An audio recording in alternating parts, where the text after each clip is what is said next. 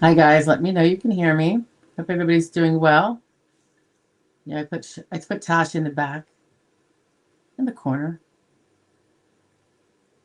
Number one, only because she was getting sleepy and she was going to be away with her anyway. So I figured, well, let her hang out.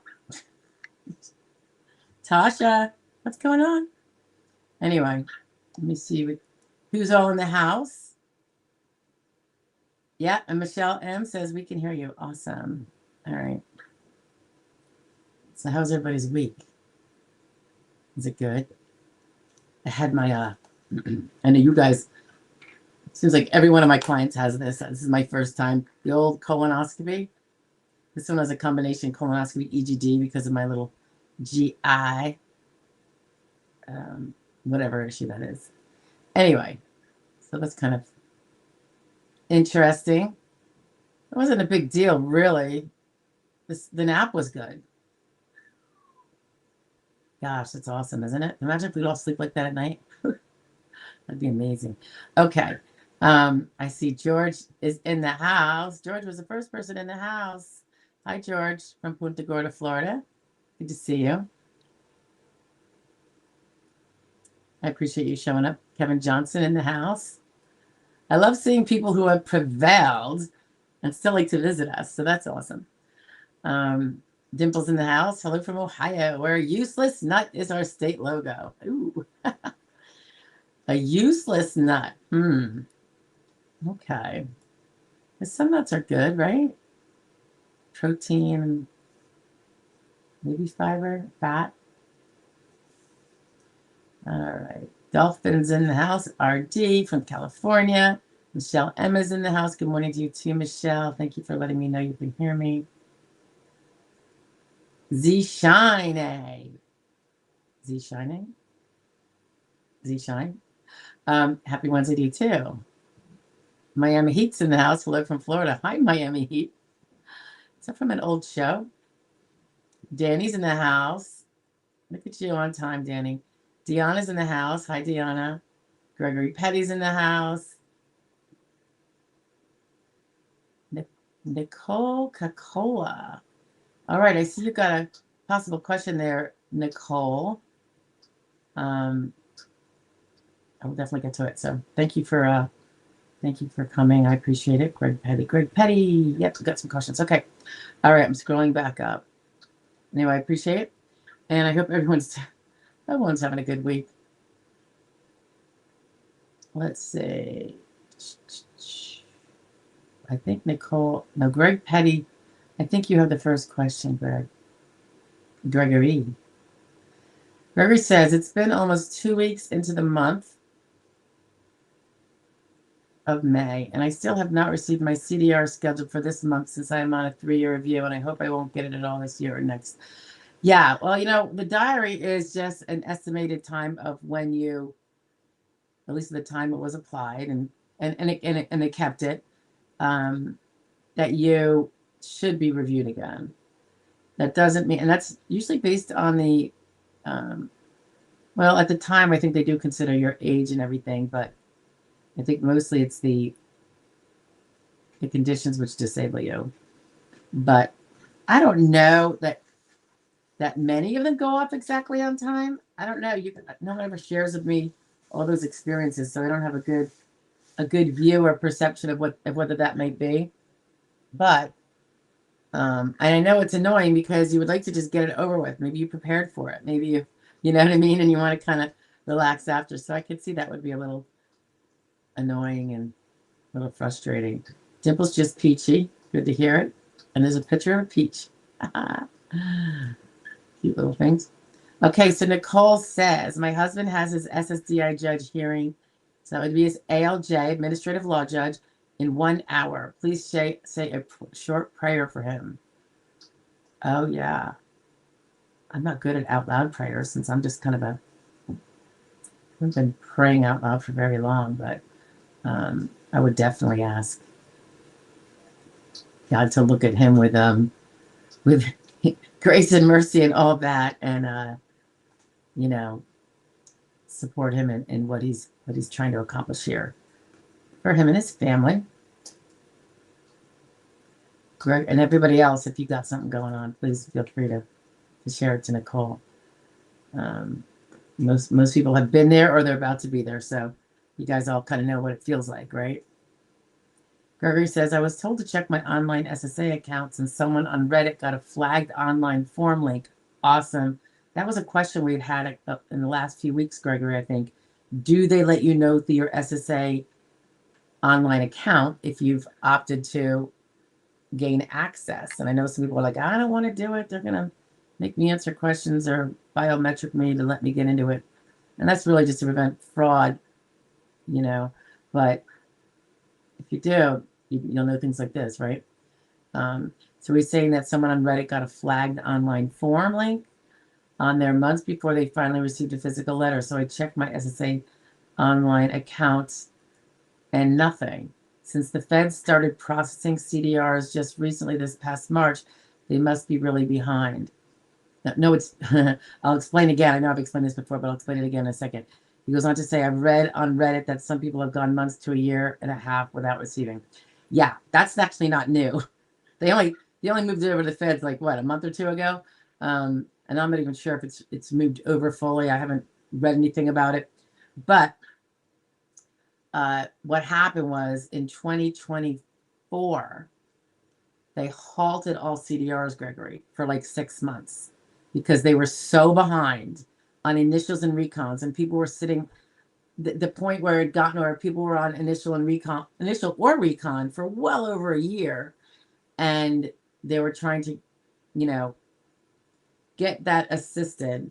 They'd already done a hiring freeze back then in 22 or 23 or something like that. So in 2024, they couldn't per se hire more people to do more initials and recons. So they quote unquote froze the CDRs, and they had all the people working on initials and recons. They opened the spigot again. I want to say end of 2024. I think could have been very beginning of 2025. So it was like a 6-month hiatus, and so that's 6 months of CDRs that none were done. It wasn't like they were even done like this. No new ones were coming on board. So I can imagine that's going to take quite a time to get through, unless you go and hire a bunch of people for a temporary job. But I don't know that they would be able to learn it fast enough. It's kind of I think you should be really well tuned to the law if you're going to be doing this kind of work. So getting someone on for the short term, if they're not already really experienced in it, I think you're going to spend, I don't even know how long it must take to really learn the job well and do it right, without, 10 million steps of oversight. So whether that is why it's still slow, but you just said you're supposed to get it now. So I don't know that you're really behind, and for them being like, it's been years where they would be like, and it depends on the case. I think the people that got the earliest, I don't know what your diary date was. Hi, Tosh. I don't know what your diary date was, but it seems that the people with the shorter diaries, because they're more expected to improve based on the kind of impairments they have that are historically, the kind that improve enough to go back to work. I think those are the ones they jump on first. So they're going to prioritize, and the ones that are, 5 to 7 year, and a person who's 60, I think those are going to be the last ones to be considered and probably will never happen. They might do a short form or sometimes people just get a letter that says, we decided that, basically you don't need a CDR, and that we think you're still disabled. So you got the pass. Now that doesn't mean you shouldn't necessarily find out when your next CDR is going to be then, since basically this one's over with a blink, right? But so that might be you. I don't know. Again, if you have a long CDR, I don't know what age you are, Gregory. You might have told me in a previous week, but I don't recall. So my apologies there. But maybe that's what it's about. You know what I mean? But I wouldn't think that if you're due in May and you haven't gotten it in May, that it's really a problem. It could just be that you're getting bypassed, which would be nice. But it would be nice to know, right? I've gone months to a year and a half without receiving their schedules. I thought you said that you were just supposed to have it in May, Gregory. And now I'm confused. Oh, yeah, you said it's 2 weeks in May. Now I'm supposed to have it in May. Well, yeah. So I don't know what you're saying about a year and a half and 2 years now. That's probably just me, though. I'm probably just misunderstanding something.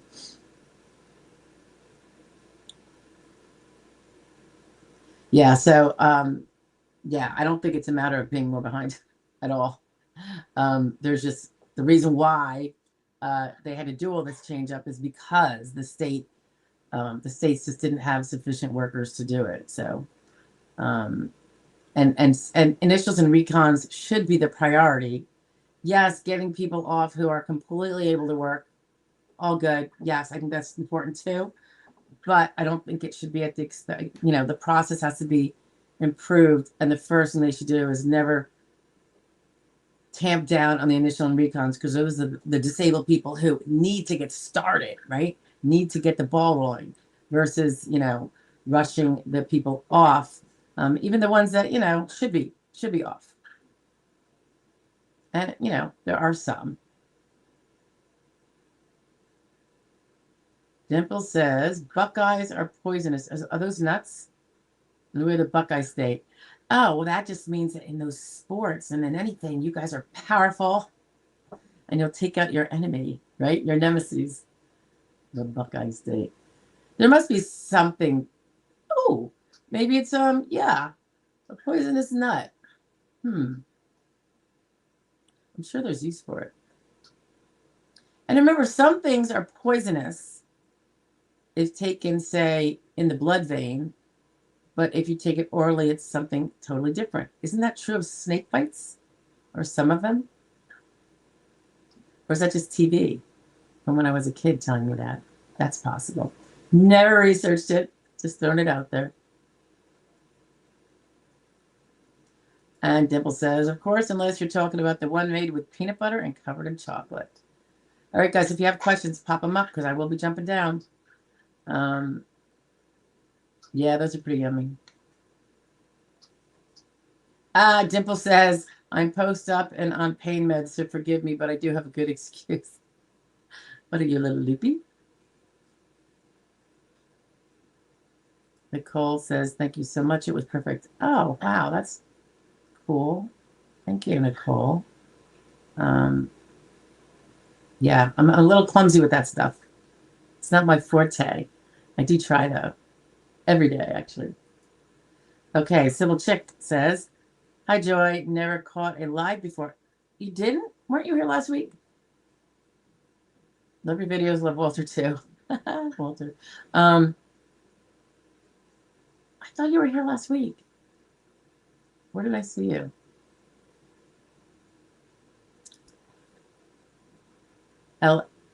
Elsa? I know you were here. Or we interacted. Maybe you did a post on one of the videos. Elsa says, what if I made a mistake on my SSD application rate transfer of funds? I had forgot that I transferred dollars to my parents to pay them back for loans. I answered no, but the answer should be yes. SSDI application, where does it, I'm just trying to think, where does it ask you about transferring funds? It's none of their business for SSDI. If you're SSI, then yeah, if you're like squirreling money to someone else and then with this hand asking for the taxpayers to support you with SSI welfare, obviously that's going to be a problem. But, and if you did make a mistake, you just tell them now and just say, because there's a time frame too. Like they want to know, this is for SSI only, guys, because it's needs-based, it's welfare, it's not the stuff you earned and paid for, and it's not insurance proceeds of insurance that you bought.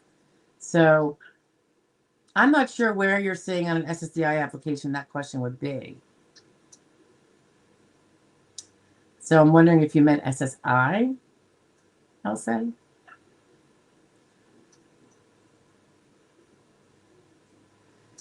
Sybil Chick says, I'll say, you mean SSD.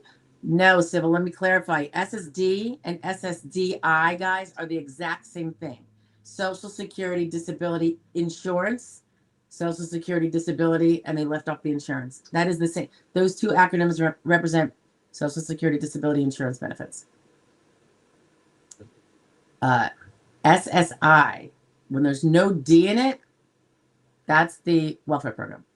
You still have to be disabled, and it stands for Supplemental Security Income. There's no Social Security in it at all, and it's about income, not insurance. So it's because they're giving you income.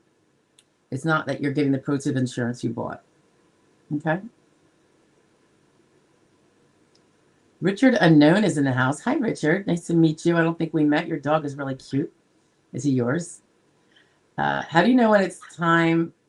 How do you know when it's time refile your SSDI claim or take it to federal district court? Well, here's the beauty of it. If you have, let me just finish this question before I jump in in case I screw up. My judge basically said in a PC kind of way, yeah, mental health is subjective. Doctors just write down what you say.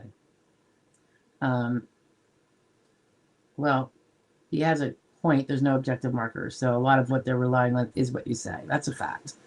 Doesn't mean people don't want on mental health, but to prove that you are so mentally off that you can't work any job, even a simple third grader job because of it, you pretty much almost have to be like frequently admitted to a psychiatric ward because, you know, in the eyes of the SSA, what your job is to prove if you're not frequently getting psychiatrically admitted for weeks on time at a time is to prove that nonetheless, I can't work a job.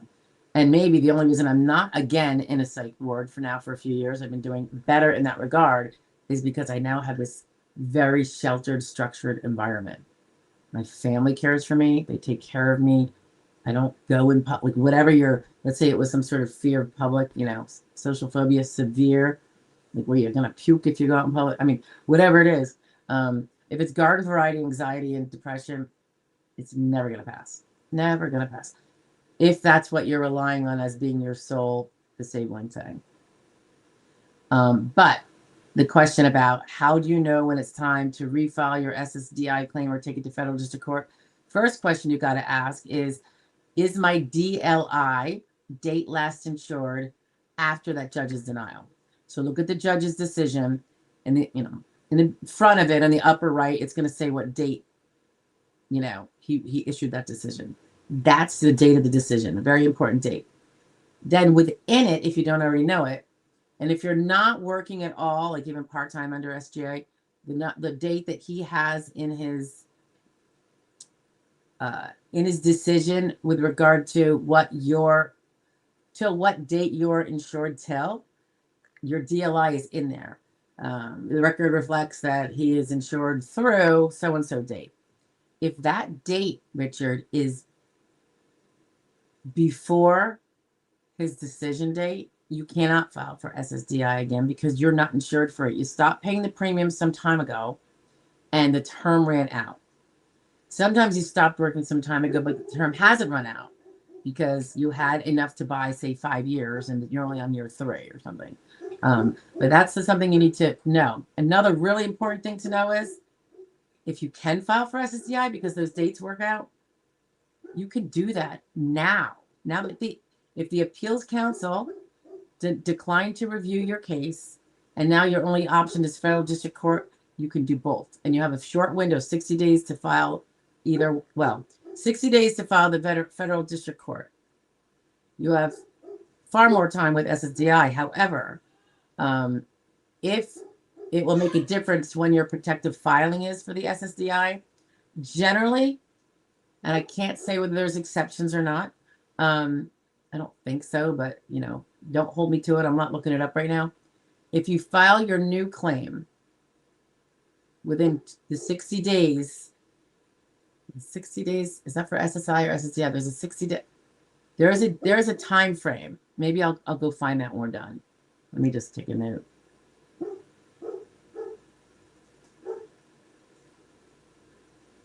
Okay. Because I'm thinking it could be 60 days for SSI. No. I want to say 60 days, but then I thought I read something about 6 months. And this is separately from the regular protective filing they talk about. If you file your new claim right after you get your appeals counsel decline, aka denial, in that window of time that's going to be in the rules, they will use the date you filed for your AC appeal as your protective filing date on your new claim. Because remember, that's going to be after your ALJ denied, a little 60-day window there.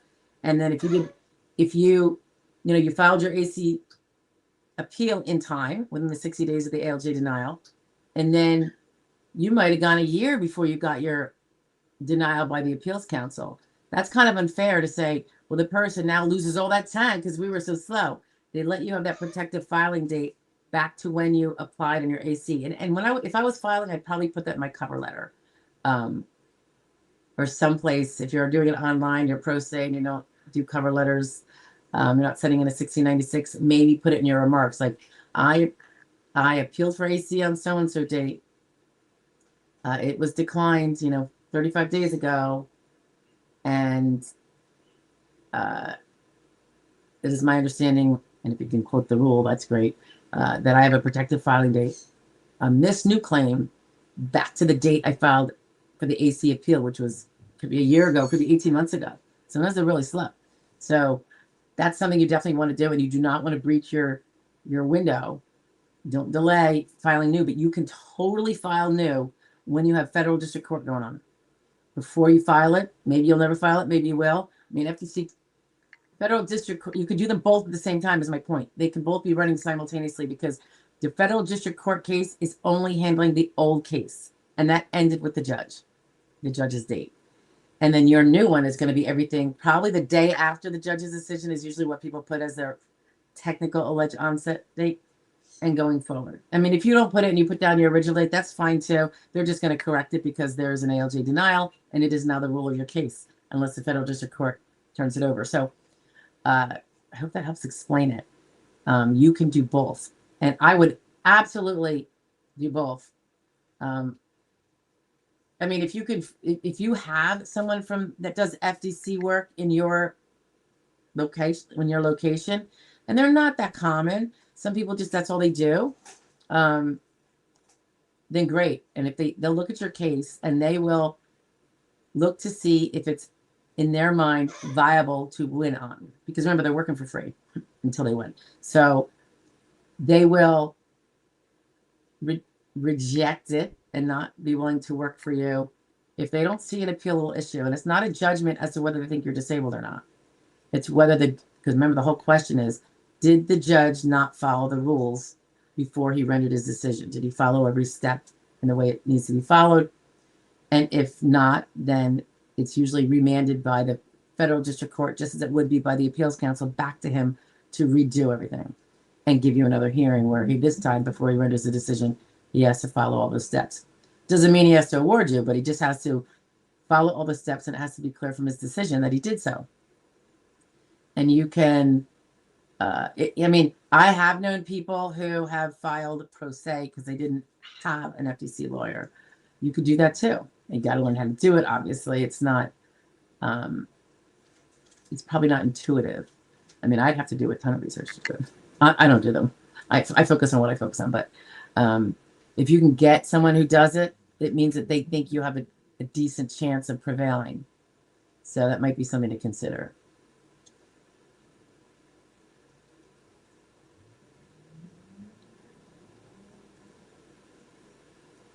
Gregory says he's on a 3-year diary and just turned 38 years old 4 months ago. Okay, that was probably in response to my question about he's feeling that, gosh, they said I'd have it in 3 years, and that's this month, and I haven't heard anything. And I heard on Reddit that they put it up in your SSA portal to alert you that it's going to be coming down the pike.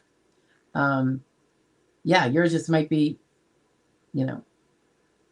if they're going to issue that, I don't know how reliable that is, but, I assume it's true. Yeah, maybe they're just like, you're not the top priority in those 3-year people. All the ones that should be in May, maybe there's some that are way more priority because they're way more likely than you in the 3-year, people to have recovered. So I think it's a matter of trying to be properly prioritizing rather than just willy-nilly helter-skelter. But you are on the shorter rope, so you are expected to recover. It doesn't mean, and I don't think that means, well, there's probably a 55% chance he's going to recover, therefore we expect it. It could, whatever, I don't know what their gauge is. Let's say there's a 20% chance you recover. Is that considered expected to recover? That's a pretty good chance.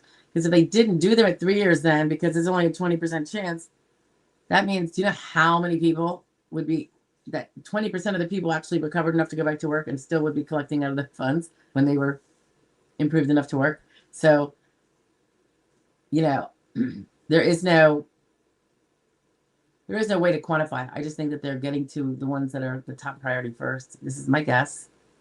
And it will be done because you're only 38. You got a lot of years of being pretty young. And, you know, it'll happen. I would be very surprised if it didn't happen. Unless, of course, something turns in the negative with your impairments. And now you're in a new category. And I hope that doesn't happen to you because that would be horrible. Gregory was disabled since 2020. So this is your second CDR, would you say? Sunshine's in the house. Will having a master's degree hurt me for my disability application? I'm 6 years old. How old is your master's degree? Is it last year? In the last few? Or is it a little antiquated? Because that's, you know, Sunshine, that's old girls. Like, how much will my law degree hurt me? It probably wouldn't hurt me as much as the fact that I've been practicing it in the last 5 years. So my skills. So if you're doing let me explain this. The schooling is, the question is, will that schooling provide for direct entry into a skilled job without having to learn everything, right? So old degrees don't really hurt you. What matters, what it comes, but new ones may, because you just learn how to be a nurse. So you have all the up to date skills. Let's say what you did was you got a nursing degree, master's in nursing 20 years ago. You worked for the first 5, then you stopped working. Maybe you had kids or whatever, and then you got disabled.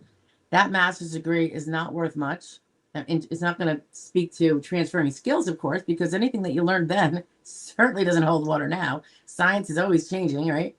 And we know the medical profession, oh, something's true, something's not true. You know, like, it's always changing. So the old degree won't hurt you. However, and neither will, if you haven't been working in that job, then you don't even have the nursing skills, the hands-on skills that are transferable if they haven't been done in the last 5 years. So that's what it depends on. So if you have no recent education, then they look at your 5 years of work and say, well, are these jobs, do they contain transferable skills? And if so, that's the ones you have to fight against. Let me know if that's clear, guys. I know a lot of people worry about being highly educated. The higher education doesn't matter if you haven't been working it in gazillion years. Like, let's say you got my aunt, for instance, I think she got a law degree or something. I think this is like, I mean, decades and decades and decades and decades ago. I think she, for whatever reason, decided not to sit for the bar. This is in Sweden.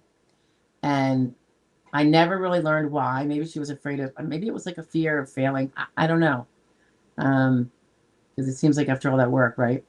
But no one ever really told me, so I don't know.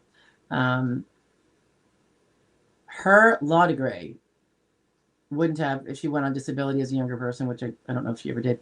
I don't even know if they have it over there because it's Sweden and, you know, it might be totally different. But her law degree was never used to be a lawyer. In fact, she was a horse person and did stuff with horses and did things completely outside of that.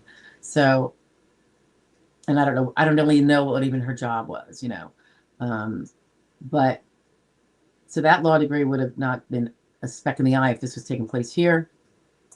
Whatever work she did, if she was a cashier, it would be any of those skills, which is probably not 0 skills, but it's definitely not high skilled.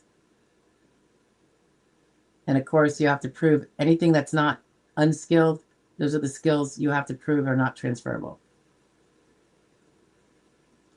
Dimple says, I was looking at my doctor report after my rotator cuff surgery yesterday. And there's something in the report he wrote about me being able to grocery shop and do household chores. I never said that. Maybe you should talk to your doctor.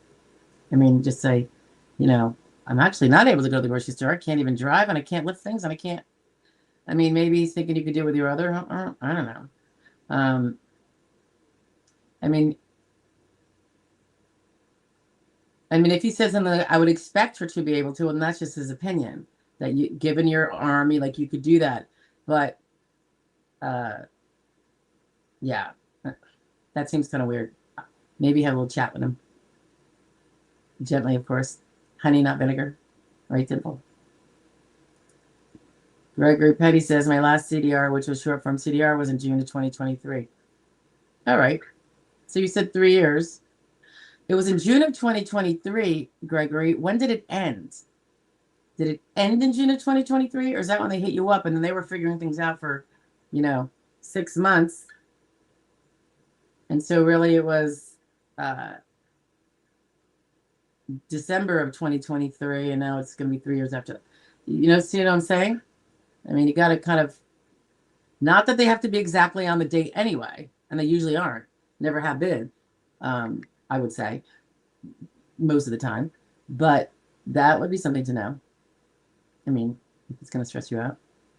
I'll say, says, both SSDI and SSI. Yes, the SSI is going to consider, I think you're the one that was talking about transferring money away from you to parents and then applying for SSI. If the transfer is within the time period, I want to say I think it's 3 years. If it's in the last 3 years that you gave away money only to then go and ask for the welfare, they're going to count that money as if you have it and then deduct the amount of SSI until, so let's say you had, let's just say SSI was 900. It's more than that, but let's just say it's 1,000 and you transferred 4,000 to your parents. Maybe you were just trying to help them, whatever. Or, oh, by the way, if you owed them a debt, did you say you owed them a debt? That's not gifting away money. That's literally paying off a debt, like if you paid a credit card. That won't hurt you. Just make sure you have the documentation that it was a loan you were paying back. With both your signatures, they can explain, But if it was a gift, like, oh, I just want to give my parents this money because they're such sweet people and they need the money, that would be different because then you're giving away what you need to support yourself. And there is like a 3-year look back because some people will do it and then wait 3 years and then file. And they're like, I just sent $250,000 over here that we'll all enjoy later once they start getting my welfare. So, but the SSDI, it's not that huge of a deal, really, unless your SSDI amount is going to be super, super tiny. Because if your SSDI doesn't even have to be average, it could be less than average benefit amount. It's going to wipe out SSI eligibility anyway. The only difference is those 5 months of waiting period for the SSDI would have been what you could have gotten for SSI, which is now, about $5,000. If nobody's, gifting you shelter or anything, you've been responsible for it for yourself or loaned it and you got to pay back the old rent or whatever. So SSDI, SSI case, you have SSDI eligibility, obviously. So that's a good thing. And the SSI, again, if it's a loan that you like, that's another bill you're paying. They don't look at your monies and say, oh, you paid bills over the last 3 years. Now you can't get SSI. That's not how it works. And a loan, paying off a loan, whether it's to a credit card company, car loan, family members who loaned you money to help you get by, get it documented, what it was, and that it was definitely a loan, an unconditional loan, bona fide unconditional loan that you promised to pay back and then did. And then it should be fine. Okay? You might have said something about a loan. But if you didn't, then it would be gift and, Dolphin RD says, what can we do to help speed up this process, SSDI approval? Call our senators? No. The senators can't make the decision makers go, oh, I'm not going to consider all the evidence because they're rushing me, so I'm just going to have to say no. They're not going to do that. They're not going to put the thumb on that. What the senators are good for, when they're good for something, is if your case has been stuck in a cog, like it's not moving, you don't have an adjudicator working on your case for 6 months, or it's at the field office and never even got moved to the medical office, and you're like, they haven't asked me for anything, and it's not there, and I haven't gotten anything for it. I would first call the SSA and say, where is it at? And if they say, We're still sitting here. We're working on it. It might be another 3 or 4 months because we're slow. That's probably something. If it's been already 2 months and it's still at the field office, and they say there's nothing due from you, I would probably reach out to the senator and say, listen, they're either slow walking my thing in the field office, or it fell down a crack. It hasn't moved, and they say I have to wait 3 or 4 months for them to process it. That's kind of crazy, right? But you get weird clerks in some of these offices that'll say anything when they're not doing their job. So do not call your senator to say, I want my adjudicator to work faster. He has to follow rules of helping you get evidence. If you had strong evidence in front of his nose, which is technically our claimants, our burden to give them the evidence. I mean, we're grateful that they help us, but the point is, it's ultimately still our burden to get it in front of them. And if we're being slow, or your doctors aren't sending it when requested, you really want them to make a decision? Because guess what the decision has to be? It has to be a denial unless you've proven your case. So the whole rushing thing, when it's not something like a cog in the wheel, Dolphin, I think it's cutting your nose to spite your face. And I think as frustrating and as hard as it is to be patient, yeah, you really have no choice unless you want to cut your face. Makes sense? But if it is a cog in the wheel, darn straight, get those senators. And as I say almost every time, guys, look for, you got 2 senators and you have a House of Representative person. You can look them up very easily. You can also look up who is up for the next, who's the one up for the next reelection. And then sometimes I just think kind of off the cuff, like, I think that's the one we should ask, because they need the vote, assuming they're running for reelection. If they're not running for reelection, then no. But why not use the one that's a little nervous about elections and wants to please his people, because you're one of the people that can vote for him or vote for somebody else. Civil Chick says, might have got a few lesions on my brain. Oh, I forget a lot. I'm at step 3 for SSDI.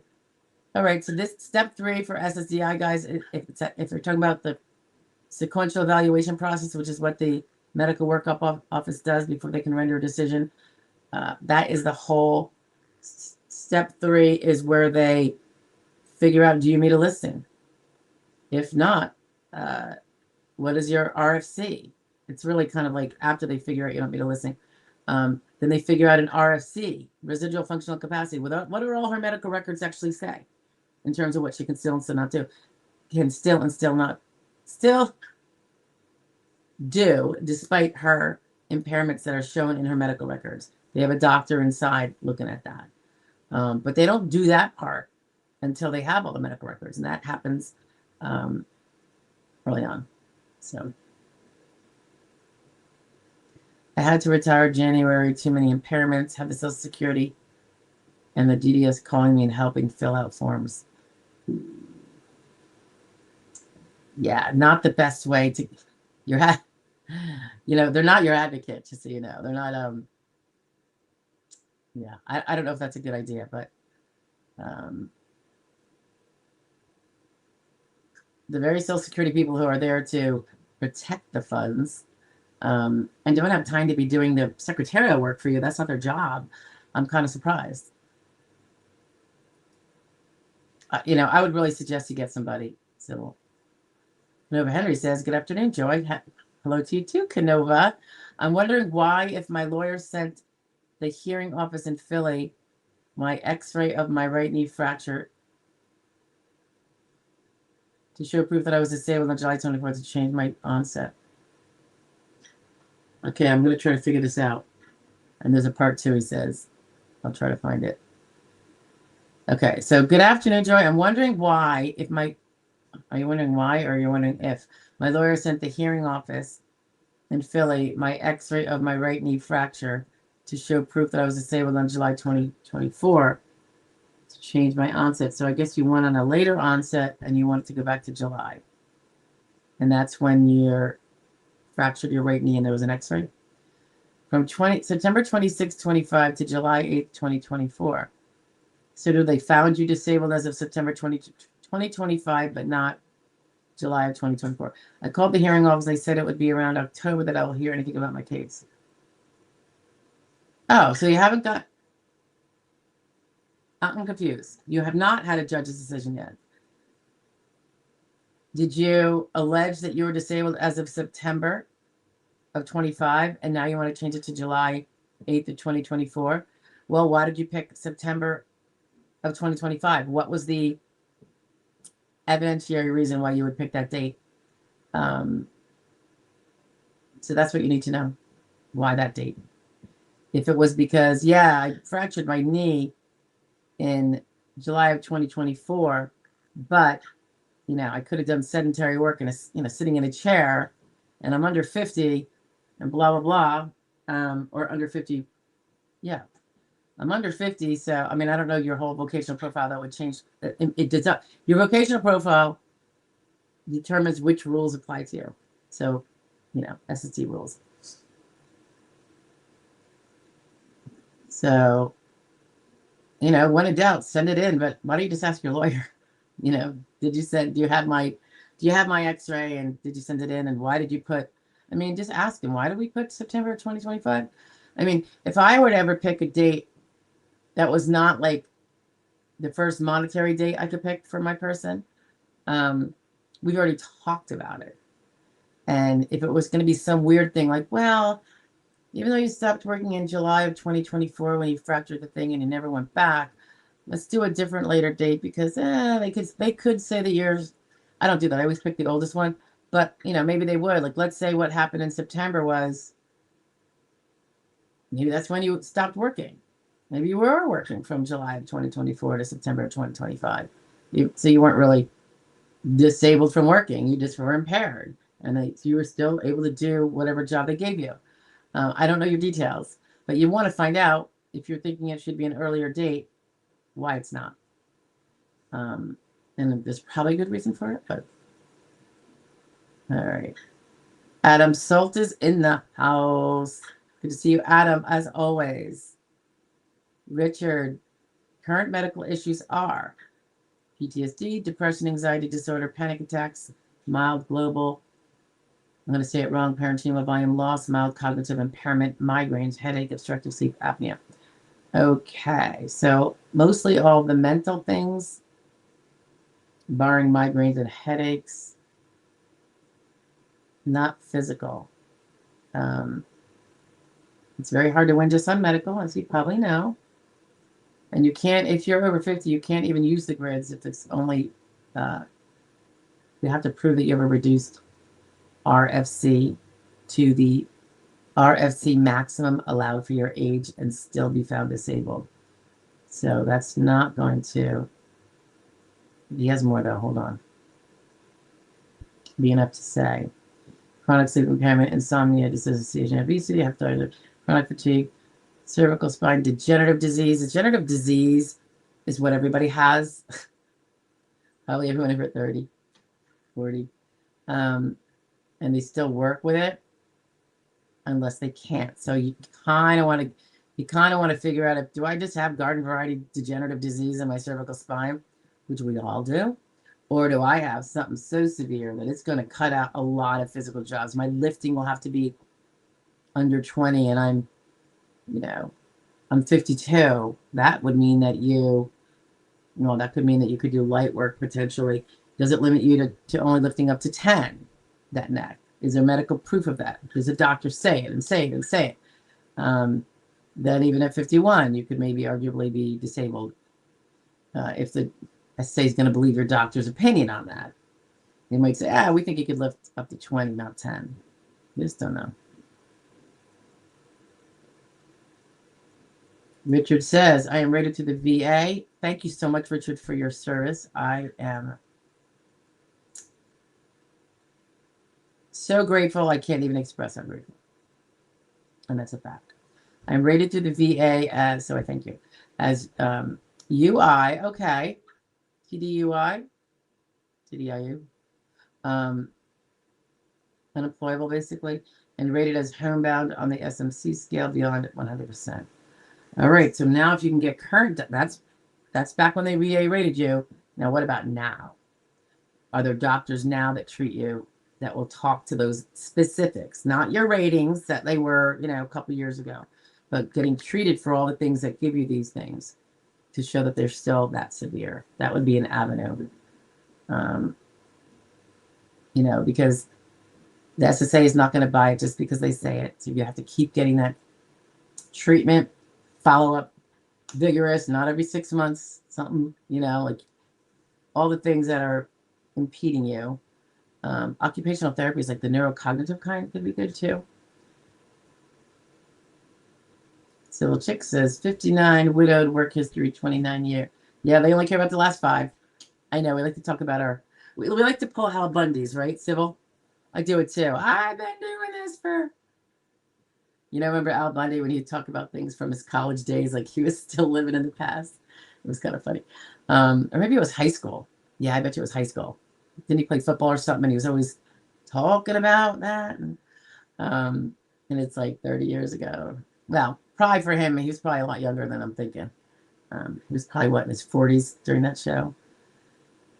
But yeah, so they only care about the last 5, which is good, because otherwise you'd have to prove you can't do every single job you did going back, even the super easy ones. That would make it harder to win. So when they shortened up the 15-year look back to 5, that was so great, guys. That was truly like a permanent Christmas in July. It's like the gift that keeps on giving. Miami Heat says, when you have an attorney, does DDS reach out to the attorney if they have an issue getting medical records? The DDS people are so inconsistent. Attorneys do or do not give permission for them to reach out to you. I deny them permission to reach out to my clients. I want them to only go through me, but some attorneys want it the other way. The field office and the DDS staff routinely ignore that, even though the rules say if an attorney says don't talk to my client, they're not supposed to. So they violate it all the time. So it's like a toothless rule. It burns me up more than I can even express here. So I spank them a lot in writing. But, I try to be nice about it. But it's probably a little condescending on my part. But it gets me mad, because I've seen where they have reached out to ask questions that are the kind that will flip that case in the negative on my client. They'll manipulate the answer out of my client, and it's not the right answer. So it gets me really mad.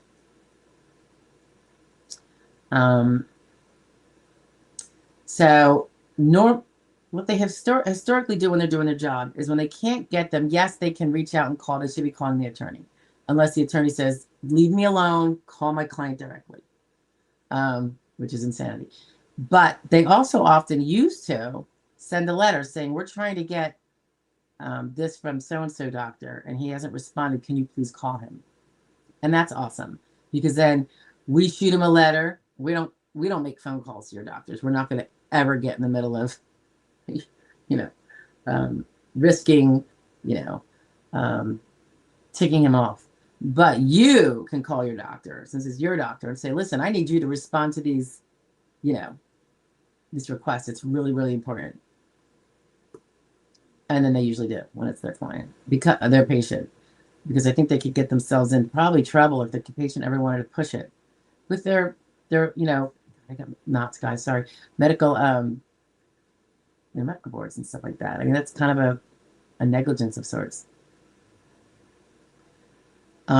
Yes, I would say medical facilities typically do respond to the DDS, but let's say 10% don't, or 15 or 20%. So most of them do, but 10% falling down on the job is that can destroy 10% of the claimants, right?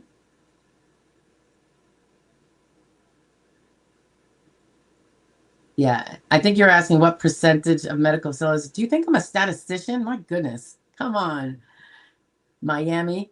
I just threw out some pretend stats. I think most of them do. I think some of them don't respond timely. They're just disorganized. But I certainly wouldn't be able to give you a stats look on that, because how can I give stats on my entire country? I'm not in everybody else's files. I don't know anybody else's business, right? And the SSA wouldn't know that answer. And, you know, so there's no way for me to know. And I think maybe just wanted to round it out like I gave you, right? Okay. Dimple says she orders 90 to 95% of her groceries for delivery. That's good. Are you still doing that? Like, so does that mean 5% of the time, 10% of the time, you're still going to the store after your surgery? Surgery just happened, so probably not, right?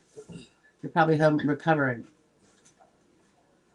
Excuse me, there's a door. If you open it, close it. Thank you. I'll be the boy child. Richard says alleged onset date was April 13th, 2023. Last denial date, May 12th, 2026. So you just got denied. SSDI coverage window, and well, you got till 2029. That's good. That's good. Were you the one, Richard, asking about whether you could refile again or FTC? You can do both. I think that was you asking, right? Miami says, does DDS reach out to your attorney if they have a hard time? This is a repeat question. Do you think most initial denials come from lack of medical records? Yes. All denials come from, I wouldn't say lack of medical records, lack of proof within whatever medical records show up that it is severe enough for the duration needed to be to render you disabled under the rules that apply to you. So it's the foundation of evidence is the medical records. So when people say, well, I'm disabled, I had an x-ray 2 years ago, it showed bad arthritis in my back, that should be enough. I'm like, I have to really withhold back from laughing, because I'm like, go ahead, keep preaching that, but you're going to keep losing. You know, they have to be really vigorous, because if it was arthritis in the back, then every single person, including myself, would be on disability and we wouldn't be working. We'd all be on disability. So it is, I'm driving it home again, guys. Treat. You have to, if you have a lawyer, find out where the strong areas are to treat. I know we kind of touched on this at in the very beginning with our clients. A lot of times in my initial interview, you know, you're going to want to get that neurology in there, blah, blah, blah. You know, anything that I can hear from what's going on. And it is something that people procrastinate on. They totally do. And, you know, if they get their initial denial, sometimes they perk up after that. But, you know, you can't make the cake without the ingredients, guys. And you guys are the only ones that can get the ingredients. And the ingredients are all what's in your medical records, because you keep going. Diagnostics. If your MRIs and stuff are pushing 2 years, that's too old in my book. I'd be getting updated MRIs if you have that bad back, because degeneration occurs, and degeneration is in terms of your case is your friend, because it keeps going. And I hate to say it, we keep getting older. So, you know, don't make the mistake of thinking, yeah, but that's not from my workers' comp accident, and that's not from that car accident I had, and that's just, you know, typical. Everybody's got that old age. I'm like, yes, but you can use it for your case. You've got to show that it's, you know, it and everything else can cause you to be unable to do any job full time. Right? What you doing, Tosh? Tasha. Look over here. There she is. She's doing her little waddle. Dimple says, just got a call from the doctor office to check on me, and they interrupted my message. Oh.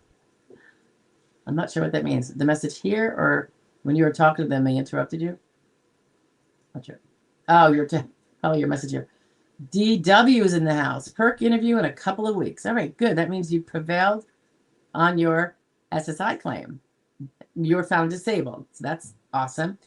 Am I supposed to mail bank statements and other docs to the local SSA, or just have the docs here with me for the interview? What do they say? If they don't tell you to mail them, then don't. If they said they want them mailed, then you would. And I wouldn't mail them. Well, if you do, mail them like UPS, FedEx, or if it's USPS, certified mail return receipt requested with the green card coming back to you. And I would fax it. So you have a fax come from the same day. You know they have it in some fax receptacle. Whether it gets to the right person in a number of weeks, you know, we don't know. That's something I think they need to improve on. Does grid approved cases use full perk? Of course.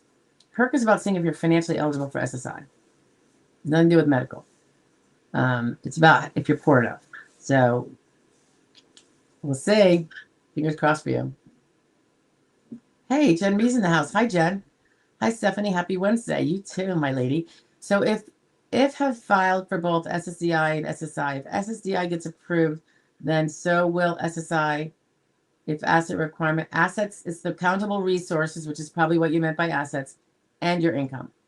So remember, if your SSDI is high enough, it's going to boot out your SSI for any months you got the SSDI. Applied February 2021, onset date June of 19. So the SSI never goes back to June of 19 if you filed in 2021, but your SSDI could feasibly go back partially. Yeah, because it's 619, 620. Yeah, you're almost like at that 17-month mark for the SSDI. So you might not lose any back benefits with SSDI due to delay, but the SSI never has retro before the date of application. So if you applied for SSI on February of 2021, that would be the earliest possible you'll have SSI coming to you. And if they found you disabled back when you thought you were, June of 19, you will have SSDI effective the 6 months thereafter. And you wouldn't, well, unless your SSDI is really low, like you didn't have a really robust work history of income, the SSDI, if you did have over, say, $1,000 of SSDI, you're not going to get SSI anyway, because that would be a countable income source that, you know, you already have 1,000 from SSDI. You don't get it from the taxpayers now, you know, you get it from your own insurance that you worked and paid for. Windfall offset, it just means, yeah, you can't get the welfare when you have more income. It's not a windfall offset. It's that you're not eligible for the SSI if you have other income in any of these given months that would boot you out. Now, let's say your SSD was only $500 a month. SSI is well greater than that. It could make up the difference, assuming you don't have other incomes, no in-kind stuff being gifted to you, like shelter. You know, that's all going to take into account. That will be in that perk. That's one of the things they're trying to figure out. So yeah, the SSI is going to depend on the resource requirement. That's the countable assets, countable resources, the assets. That would be like money sitting in the bank, 401ks. If you have a second piece of property, that's an would be an investment property, even if you're not using it for money, but you don't live on it. A second car in your name. If your name is on someone else's bank account and you forgot, like your mom's or something, get it. You know, you're gonna have to get it off and then, you know, explain to them that it was on there and that if you never used that money, it was just there as a safety net for your mom in case something happened. This is probably not you, Jen, but it happens to other people. You can do some signed certified statements that say, yeah, her name was on it, but your mom's saying, but that was only because, you know, it was in case something happened to me. But she had no permission to touch it in the meantime. Or sometimes it's like, she's only allowed to use it to go buy me stuff that I needed because I can't get out there. Something like that. But she have to pretty much attest that she had no power to take it for herself, never did take it for herself, blah, blah, blah. Sometimes then you can get over that, but it's entitled in your name, if that's the case. Because that happens a lot. Parents will put, especially as they're getting older, they'll put their child's name on it so that if they become unable to pay their bills, the child will be able to do it for them much more easily.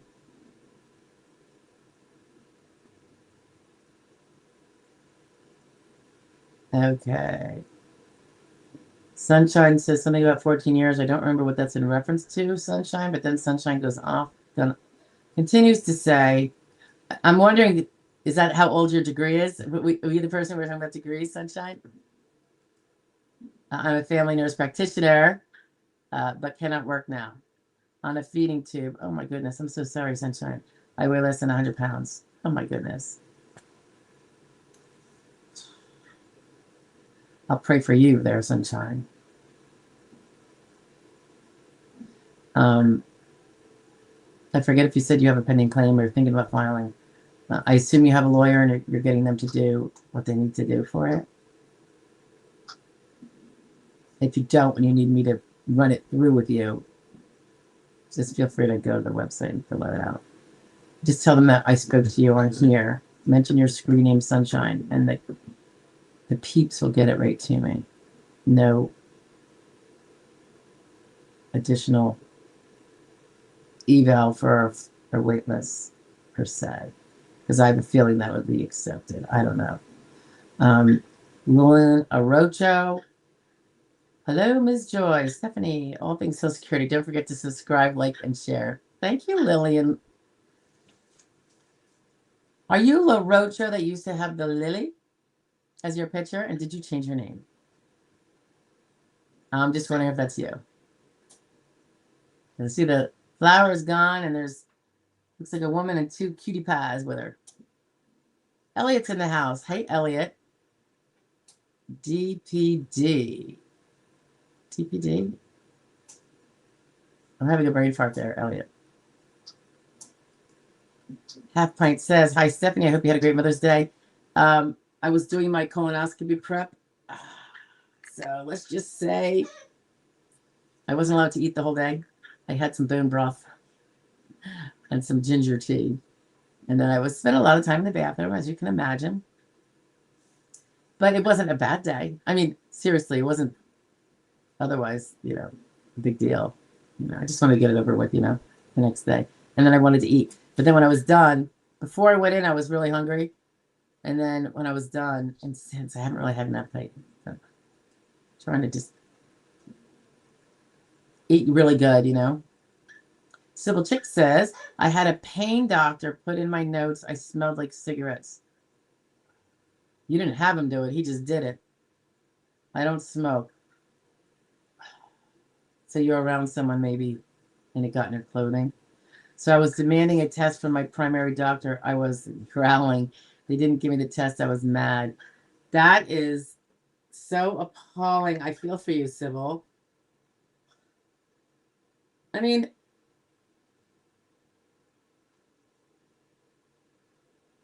people can smell like smoke. It doesn't mean they smoke. I remember when we used to go to our American Legion, and I quit smoking a long time ago, like in 2000, and I was quite a smoker. And they used to be in our East Stroudsburg American Legion, people could smoke. Then they stopped it and they made an outdoor hut that people could smoke in. It's kind of cute, which is really sweet, because people have their addictions and they come there to relax and all that. I didn't have a problem with it. I didn't really have a problem with stinking either when we would go in and have a drink. But we didn't wear, the clothes that we wanted to. We were really careful, like, oh, we're going to the Legion, so just wear that T-shirt, Otherwise, because I used to smoke, this smell doesn't bother me at all. I mean, I don't want it in my clothes, but, it's kind of a little reminiscent of those crazy younger days. Yeah, it was bad. All right. Yeah, I don't know what to say about that. Like, maybe if you talk to him next time and say, I don't know if you're still seeing that pain doctor, but maybe talk to your PCP and be like, well, I don't smoke. Look at all my records. And they put in my records that I smelled like smoke on this one. I assume it was just one day. I don't know if I've been I don't know where you live, but on the bus next to someone who would smoke. I don't know, but I don't smoke and nobody in my house smokes. So I'm wondering if I had been someplace beforehand. I just don't know. Like whatever it is, that maybe it can get a little in there that you are refuting this, even though you're. And it's funny. They're not going to test you for it, but they should put in the records if you ask to say plaintiff or plaintiff patient refutes any indication that she smokes. Says she does not smoke, and they put in there. We're putting in her statement because she asked us to. They don't necessarily have to take out what they found. They found you smell like smoke. The question is why, right? And just something else. Is there something else? Maybe you guys know. Is there something else that can give a smoky smell, even though a person doesn't smoke? I wonder. like maybe you were at like a cafe or something, someone is smoking next to you, or you're in a place where people could smoke inside. I don't know if there are any such places anymore, but although I know that certain private clubs you can, like the American Legion up in the area where we're moving to, they still smoke in there. Now I don't think my husband's gonna really want to hang there because it's a little dark and dingy, and ours here is a little more bright and I don't know, cheery. But so even when I go up there, we don't go there, which is a shame because I would like to go to the American Legion. It's cheaper, but I like to give my support, So we'll see. We'll see. I mean, obviously there are people probably that so many of them smoke that they don't want to do it, and I get that too. I mean, it is their place to relax and enjoy. It's certainly not up to us to define how they do that, given particularly that we are newcomers, So Elliot says the look back period for most federal and some state programs is 3 years. Yeah, there's something about a 5-year though too. No, I don't think it's with SSI, so I can't speak to the state stuff, Elliot, but I recall something. Does any of you guys know about it? It might be something Medicaid related, and that would be state oriented. We could find out. I'm sure that's a pretty easy search to do. My tortoise she keeps trying to go under my chair. So notwithstanding some exceptions and carved out in statute. Yeah, so there's I would say that's probably true. And then you have those less common areas where it might be 5 years. I steer clear of that stuff, guys. And leave that to others. All right, so Elliot is sharing what he thinks may apply, and it's section 1613C. How about it, guys? Independence resurrected. Hello to you, Independence. Sybil Chick says, okay, question. Collecting my retirement presently.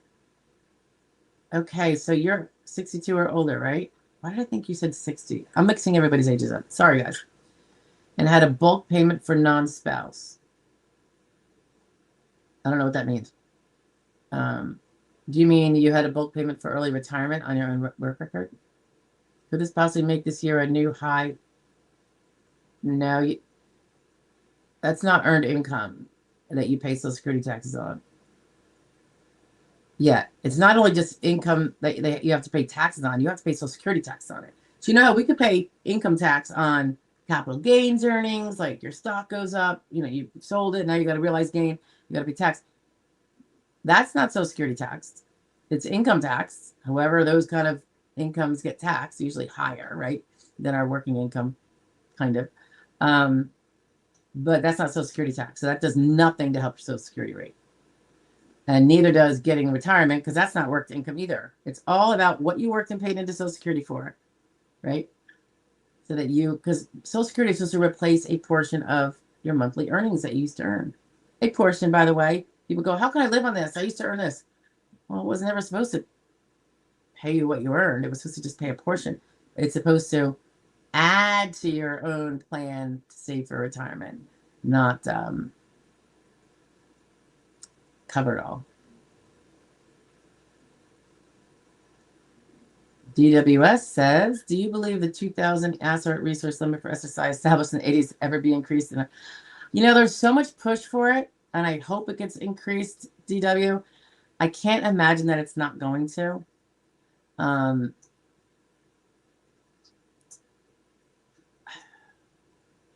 I'm not sure who the holdouts are.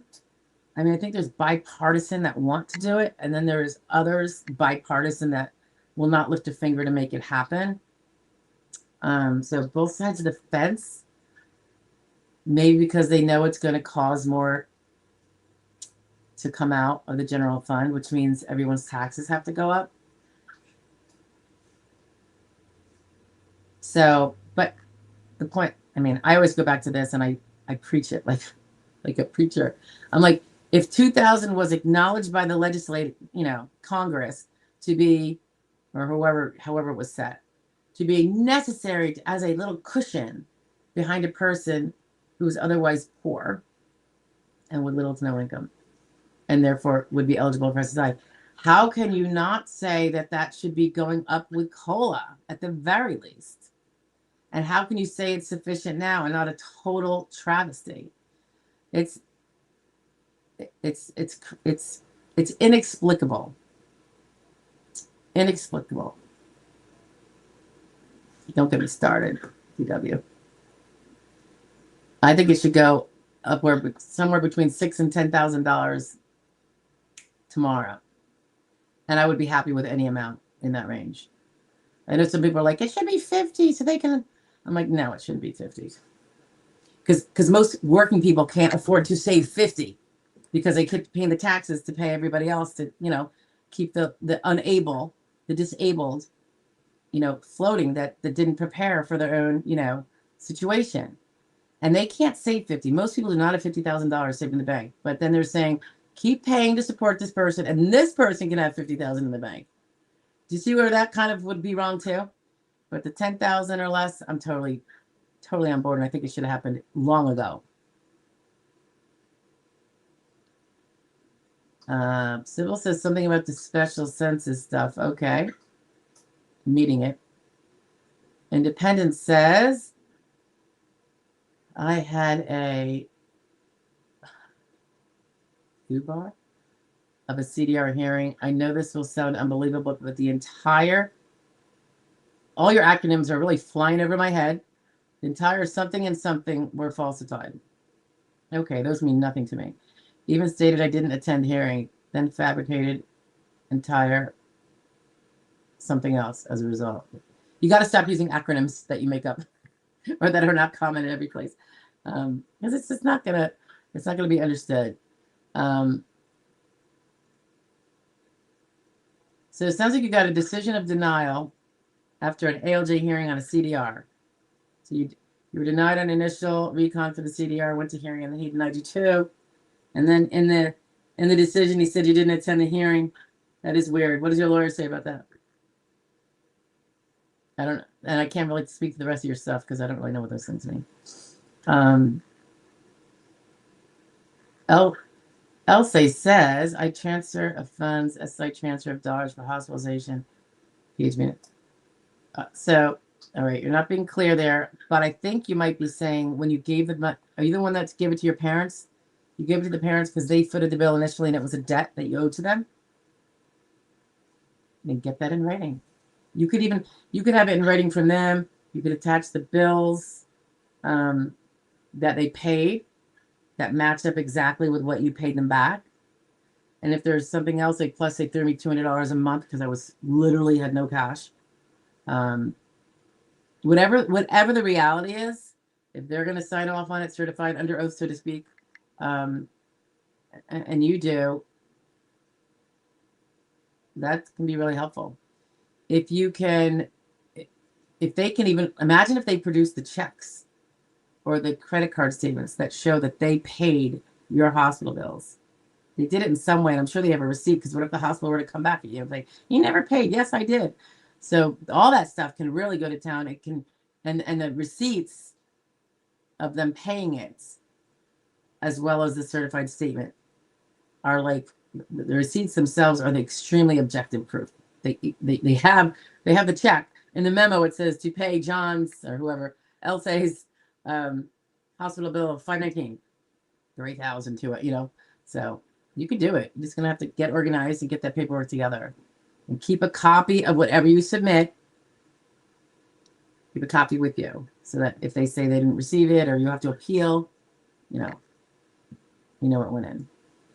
Transfer, no worries. I think I got what you're saying. Did I get it right? I'll say. Canova says, I'm approved for disability for my SSDI reconsideration claim, but they said I was disabled on September 26th before my 5th. Oh, so your birthday is what, the 27th? Yeah. So what they're saying is you were able to do light work. You were really restricted all the way down to light work. At light work, you could not win before your 55th birthday, because to win as a 54-year-old, you have to be so disabled that you can't do more than a sit-down job physically. You turned 55 September 26th. It sounds like you appealed this. Chance of it getting overturned, probably slim, but chance of it getting overturned might be slim too. Are you guys following this? So He was awarded as of, he didn't get the date he wanted when he was in his early 50s. He got it when he turned 55. That's where they drew, pulled the onset date up to. And it's because they said he's able to do light work. At light work, you can be found disabled at 55. You cannot be found disabled at 54. All right? It's the rules that they get.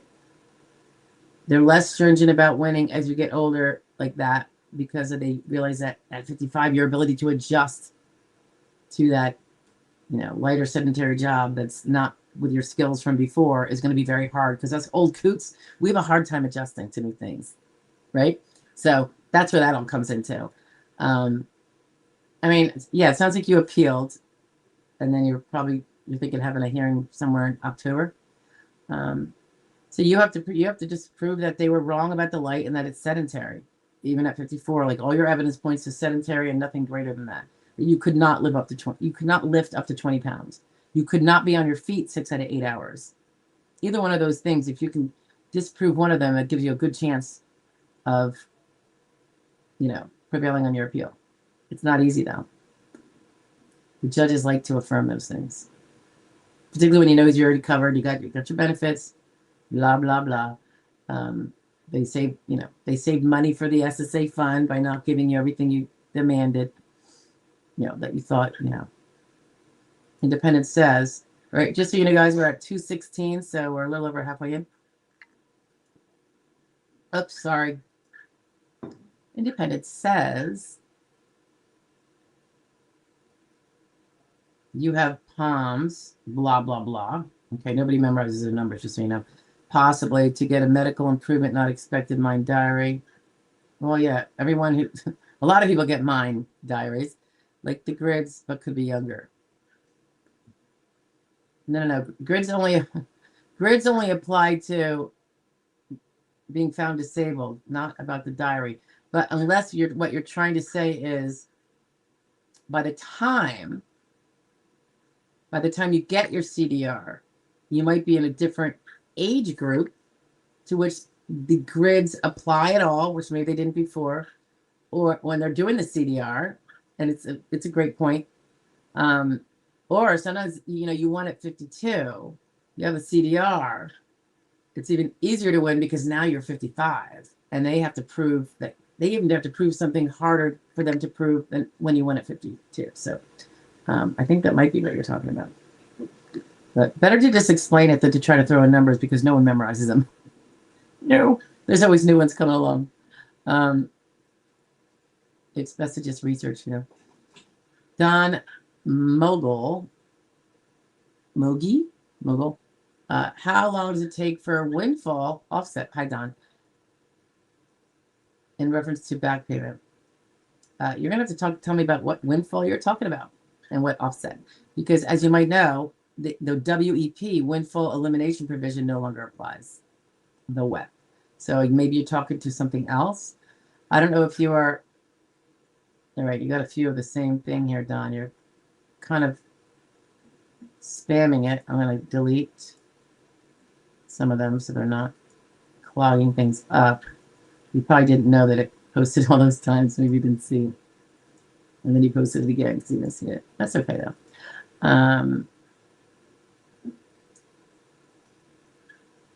So I'm not sure. There's no windfall offset that I can think of that you could be referring to. So you might be misnaming it. So just let me know what you mean.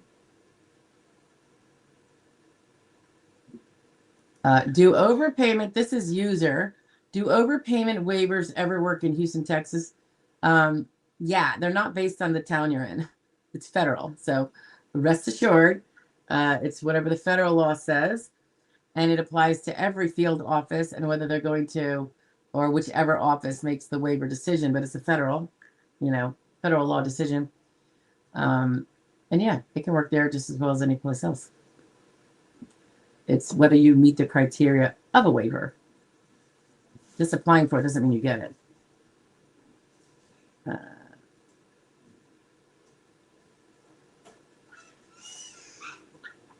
And El Michelle says, hi, El Michelle, I don't think we've met. Hi, 45-year-old therapist with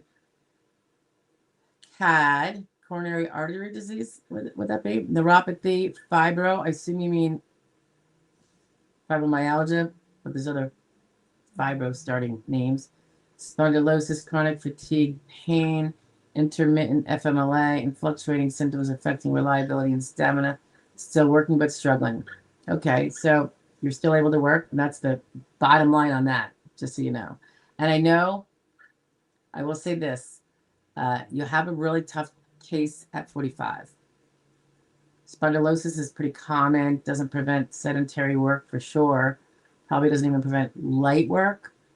Your work right now is probably sedentary if you're a therapist, unless you're a physical therapist.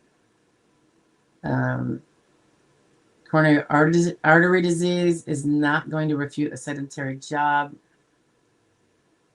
We all know that pain from neuropathy, chronic pain, and fatigue can. However, because the pain is subjective, particularly for the chronic pain and fatigue, it just is a real hard thing. I'm just talking realities here about the outcomes and the findings by the SSA. It's very hard to get objective proof of that, besides just saying it's so.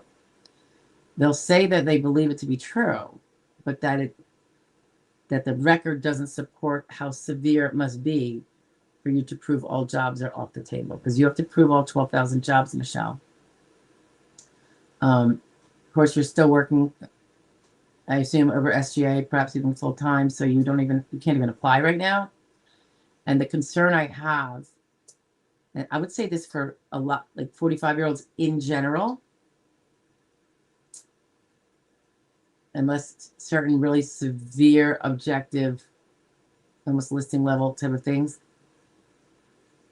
if you stop working now to apply, if you stop fully working entirely, your DLI is going to start to toll, and possibly end before 50, or maybe shortly after 50. And 50 is not an easy age to win it either. It's just slightly easier, depending on the impairments, and not easier for many other impairments.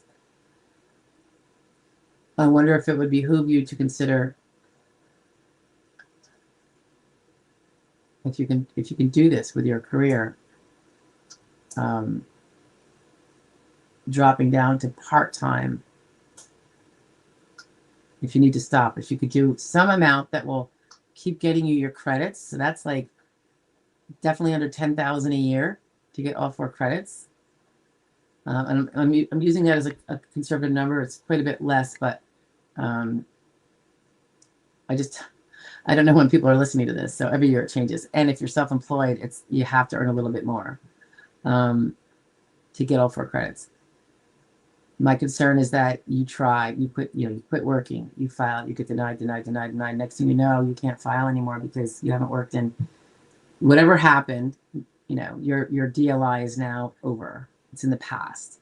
So, and all you've done is get denied. They acknowledge that you are very impaired, but you could do light or sedentary work, and you can't win with that. So if you could somehow keep working enough to get your credits and enough to continue working, and it doesn't have to be under SGA, because you wouldn't be filing now. You would just be cutting back significantly if you can afford to do that. I mean, like going to 20 hours a week or something. And maybe you need like flex hours too, because when your flare-ups occur, it's got to be pretty bad. Just something to think about. And I'm just saying it not just to you, but generally speaking, when you're under 50, and again, I mean, it can, depending on the issue, it can be over 50 also. You have to be able to prove that you meet the rules that apply to the age, and it's very, very, very, very stringent at 45. One of the benefits, Michelle, of doing it under SGA, if you can afford to live on under SGA for the next 5 years, so like make $1,600 a month, say, is that by the time you get to when you apply, let's say it's 5 years from now, if you pick the date right, you will have no past relevant work. And I say that because as a therapist, you have really high skilled work and sedentary work. And that's very hard to win with at, 50, 51, 52, 54. But if you do not have SGA work in your last 5 years, then you don't have transferable skills. I mean, it's a technical thing. So that's another idea for you as you plan forward. I mean, just things to think about. I mean, yes, you can totally stop or work under. Second you go under SGA or stop, you can file. I just think you might be seeing a lot of denials. And I'm not trying to dissuade you from filing. People get caught up, I just want to make you aware of the burdens and then what it does to your ability to file when you might have had a better case. That's all. All right. And I hate having to say that to young adults that are under 50. Michelle says, how does SSDI evaluate cumulative fluctuating conditions while still attempting to work? Well, A, if you're still attempting to work and earning SGA, you can't file. Because that's the first step. Step one is the person working SGA. They look to see if your medical evidence strongly says that you would be unable to work. Usually it's termed, because remember, sustained work means 8 hours a day, 5 days a week, or the equivalent. It's sustained. You can't just be able to work 4 hours for the day as a therapist. And they say, you're not disabled because you're working every day. If you can prove that that is the most you can get, and you got to do that through the medical records, your statements must be not inconsistent with that, but it's going to have to be through all the medical records, like proof that the fatigue just takes you out and you just can't function. It's very hard to prove that, Sometimes it can be through some sort of occupational therapy that, sees at what point using the brain gets you fatigued. It's unique to every case. You have to, it all depends on the person's treatment, their records, and then you kind of have to be really aggressive with continuing treatment to get better, which as of now, they don't have cures for most of these things. So, or things that will alleviate it, even if it won't cure it enough to go back to work. That's usually work full time, sustained basis. That's usually kind of tenuous too. But the argument for the cumulative fluctuating conditions often involves around cannot do it on a sustained basis, but it's very hard to prove, particularly for a lot of the mental cog stuff. Independence says, even on a sedentary level, say you have non-exertional medical side effects, edema level, you consider stand for even a few hours a day could help. Oh, could not. I think you meant, you said can't, right? Sit or stand. My eyes, see that, Independence? I'm going blind. You can't sit or stand for even a few hours a day could help. Yes, and I say with the edema, we talk about leg elevation sometimes, because there is like a SSA tactic of saying, well, she can't sit that long in one fell swoop, and she can't stand that long, but she could sit and stand and alternate at will. And there are jobs that allow you to do that. That may be true, but what if you can't actually be upright, sitting or standing, because that edema that goes to your feet, you have to be reclined with your legs up to your chest. The trick is getting the proof that you need that. Mere edema isn't going to be the proof sufficient. That's just going to say mere edema. And so at the end of the day, she puts feet up. It's where you probably need medical advice saying, I really think you should, and it should be in writing. And repeatedly, like not just one time when they get the suspicion that you asked your doctor to stick it in the record. If it's consistently, and then you're reporting back like, hey, I was doing it every 2 hours for a half hour, doctor, like you suggested, and it's still really bad. What should I do? And then the doctor says, all right, unfortunately, you're going to have to bump it up to maybe do it every hour and a half instead of every 2 hours. And let me take a look at your see whether we should adjust your edema medication. Maybe it's a water pill, who knows, So that can help too. But They're going to come. SSA is going to be kicking and screaming to come to that. It's really, depending on your age too, all that stuff makes a big difference.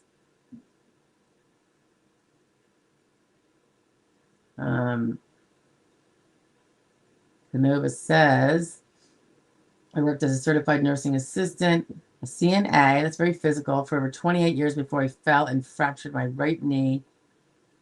How long did you say you worked, Canova? Fractured my right knee and hurt my lower back.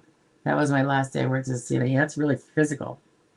I could see them saying you can't be a CNA if you have continuing evidence of a problematic right knee, and continuing, meaning today, tomorrow, going forward, significant issues with your lower back. That would be through the diagnostics mostly. Your complaints, physical therapy records showing that they're not up to snuff. Sometimes multiple courses of physical therapy. Maybe you want a couple courses every year to show that, it's still checking to see if it's improved or whatever. And same definitely with the lower back. MRIs, what's going on with the lower back? Little aches and pains isn't going to do it. It might do it for CNA, but then you got all those other jobs that you have to disprove as well. So Just a Girl is in the house. Hi there. I think we did meet, right? I don't remember your picture though, but I feel like I know the name Just a Girl. Good day. Thank you. Question is, if I am on SSDI and Medicaid is paying my Medicare, do they go back in time for payment if I get an inheritance of a house or money? I do not believe so. I don't do Medicaid law, as you know. However, you didn't have it in the back. I believe it would only be going forward, you'd be taken off. But you're going to want to ask someone who practices Medicaid law. Okay? I say that's my gut. Like, for instance, if it was SSI and you get an inheritance, you don't have to pay back your SSI. You're just not going to get it going forward because now you have that resource. So I'd like to think that's the same way for Medicaid. Yeah, that would be my bet, but you need to double check. You need to double check. Independence says, my ALJ didn't even know it was a CDR hearing until after it started. Yeah, so he really didn't get to, they didn't prep him very well. Yet proceeded anyway. Well, he's got to proceed. And by the way, that probably means that most of his work was done after, Remember, he doesn't give you your decision usually at the hearing because at any of the time, because once they have the testimony, and they do it, everyone's different the way they do it. His people probably reviewed the case and said, we don't see a reason for an OTR. So therefore you have to have your hearing. Would have been nice if you knew it was a CDR. That's kind of stupid, but the result is the same. It's the same questions and the same findings that he has to find. So it's not entirely crazy. And then it's after the hearing, when they have testimony, that they relook at the whole medical file to see, where everything's at with this testimony now added. Does it, where's it at? But I know it doesn't make you feel good when he doesn't even know it's a CDR hearing, right? Civil Chick says, 2023 airlifted, lesions on brain, cochlear implant 2025. Cochlear implant can often get you an automatic year, kind of like automatic year of SSDI. Or I should say, of being found disabled. Intracranial brain aneurysms. Oh my goodness, Sybil. Fourth nervi palsy. Oh, good. Goodness. Extruding a lumbar disc, affecting feeling, drop foot, bone. And you are in your 60s. I think you probably have a good case. Did you find it? Did they deny you, or where are you at? I forget. And Sybil always uses grocery store delivery. Dalton says, SSA knew I had an attorney and they still would call me. I know, they do that all the time, and I get infuriated because I'm supposed to be the blockade, so that they're not bugging my person, not trying to slide in some slick questions, and not stressing out my person. The reason why I'm getting paid by my person in the end, if we prevail, is because I do this. You know what I mean? They're really disrespecting the claimant. I mean, it's not about me. It's about the claimant. That's who they're disrespecting. And it's like, And I always say, like, for the sake of my client's health, those phone calls are very risky, or detrimental to his health. So please don't put yourself in that position. You'll live to regret it. I won't say that part, but I get a little holier than thou when they do that, because it's an abuse and it's against the rules, and there's a reason for the rules. Yes. Dolphin, I'm going to just read the rest of this. He says, I do not answer my phone if the number is not recognized. Excellent. SSA does not show on caller ID. Sometimes it does, sometimes it doesn't. Sometimes it's numbers I recognize as likely being SSA, like a 410 number or a 443 number. So don't answer your phone. Agree. We have voicemail, guys. My goodness, I got it. That was invented. I was like an adolescent, probably. Those little machines, remember? But certainly there is no reason why anyone should be picking up the phone. There isn't. You got voicemail for a reason. And if you think your kid's going to call you, you know that number. You probably have it labeled, whatever your kid's name is. So let it go to voicemail. They'll leave you a message if it's important. And then if you have an attorney, and this is what my people do, they shoot me up the message, or they sometimes they'll take a screenshot of the transcript from their phone, or if they don't have one, because sometimes that doesn't work, they'll say his name is this, and here's his number, and here's his extension, hopefully, and then I make the phone call. That's just the way it's got to be done.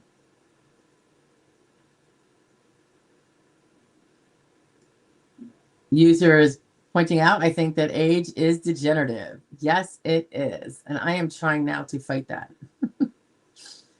I am. I'm getting to a gym with a helper. Yesterday was my first day, so I'm a little sore. But yeah, got to fight that degeneration. For mobility purposes is my point. Independent says, the ALJ never was aware in my CDR that I am concurrent 1. You mean Title 2 and Title 16 since 1990. Thought my onset date was 2013 for Evelyn, not even that it was a CDR. All right. Okay. I'll take your word for it. But again, his job is to see. It doesn't even matter. Those details do not affect what he has to find today. So don't get yourself all, hanging on the fact that he didn't know some minute, irrelevant fact that's irrelevant to what he has to do that day. That's all I'm saying. He's not going to know your biography. He doesn't care to. And he can't. He's got work to do. So those details, I would not expect him to know. He knows how to look it up when he makes the decision. Okay? So don't get too hung up on the things that don't matter as much. All right, Independence? User says, people still fax? Yes, it's digital fax now. I know I have some people that have regular fax machines. But yes, faxing digitally is the bomb. You don't waste any paper, no ink. You have no fax machine. It's right out of the computer. It's excellent. And it doesn't have to go to an old-fashioned fax machine. It will come to that person's email, I think. And now if it's the SSA, I don't know how they do it. They have some sort of, probably the same thing, but they call it their fax receptacle or something. Or that's what they referred to it to me once. I upload all my doctor stuff on the SSA website. Very good. Keep your receipts. They give you a receipt every time you, do they show you a receipt, Civil, every time you upload something, so you take a screenshot of the receipt? And if they don't, I assume they do, but if they didn't, you could also go in and just screenshot the list of things in there, so you always have proof that it's in there. I'd like them to know when it got in there. So hopefully the receipts. Independent says, what happens when you appeal the ALJ's decision based on fabricated? All right, you're still using your acronyms. You got to get over that. Saying claimant never showed. What happens? Well, if you prove yourself, you're going to get a remand probably. I mean, if he, FFCL, whatever the heck that is, independence, you really got to start spelling things out. But if let's say you're saying fabricated conclusions, well, if he didn't cite to, pinpoint cite to his the part in the medical evidence of record, the MER, section F usually, the exhibit and the page at which he found that quote that he just put in there, and he just says it was said, and there's no, that's probably going to be a remand, because that's called fabricated. There's no evidence that it's, he hasn't pinpointed it, or at least if it's definitely not in there, let's say he didn't pinpoint it, which would be weird, but sometimes they just use like at 12F, which is annoying because they want us to pinpoint. If you didn't even put where it's at and just says the medical records keep talking about da-da-da, and they never cites to it, and let's say it's not the quote he says is not in there, yeah, then that would be fabricated. Now, if you don't like his conclusion based on actual things that were said in the file, you don't think they equal up to what he said, that will be up to the court. Can look at the appeal panel or whatever and say, yeah, that was not based on substantial evidence. Now, substantial evidence does not mean all of the evidence. All of the evidence doesn't have to say that. Some stuff can say something else, but if there's substantial evidence that supports it, and that's what he's relying on, he's kind of allowed to do that. So it's really going to depend.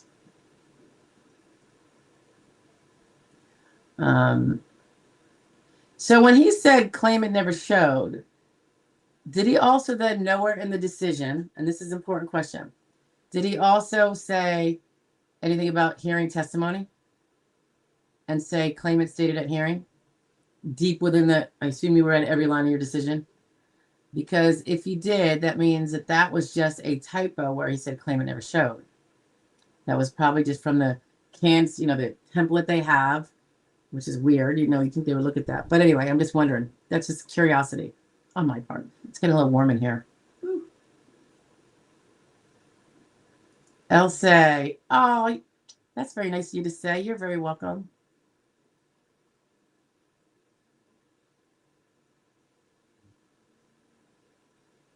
Okay. Sybil, I'm just passing on some of the stuff I don't understand. Oh, okay. Yeah. Hi, ENS. Hello back to you. Jenny says, how do they look at assets, living arrangements, etc., retroactively for SSI, though? Do they go X month? My only asset this whole time has been my 2013 car that is worth it. Yeah, so if that's your only countable resource, there's nothing in the bank. Usually people have $5 or something, or $5 in their pocket. So just be honest if you have that, because that's not going to hurt you. So yeah, they're going to ask you first, and then if something comes down the pike, where they find, I don't know if they do DMV searches or whatever, I really don't know, that you had a second car, and you know if you don't have it, so you don't have to worry about that. Living arrangements, they ask you also, and just tell them, like, if the big thing about living arrangements is, are you paying your fair share, or if applicable, the presumed market value, which is when that's applicable, it's only it's less than $400. So if you are paying that, or you can't pay it because you don't have your SSI yet or your SSD, do you have a loan? Is it being loaned to you, your shelter? Like someone said, yeah, you can live it. We'll have an arrangement. I'll spot you, $500 of shelter. You pay me back the $500 for however many months you live here, not being able to pay. And that would be proof that it was not a gifted in kind. If you have the sufficient paperwork to show this from that party, that would show that it was not gifted. You were not gifted in kind income of almost $400 a month worth of shelter, because it was a loan and you got to pay it back. That way, if that's the case, then they don't dock you the 1/3 from your SSI total, which is nearly 1,000, and bring it down to 600-700.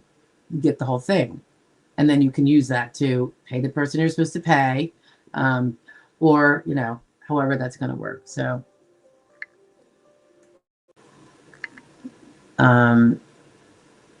I mean, the worst thing that happens, Jenme, is that they dock you 1/3.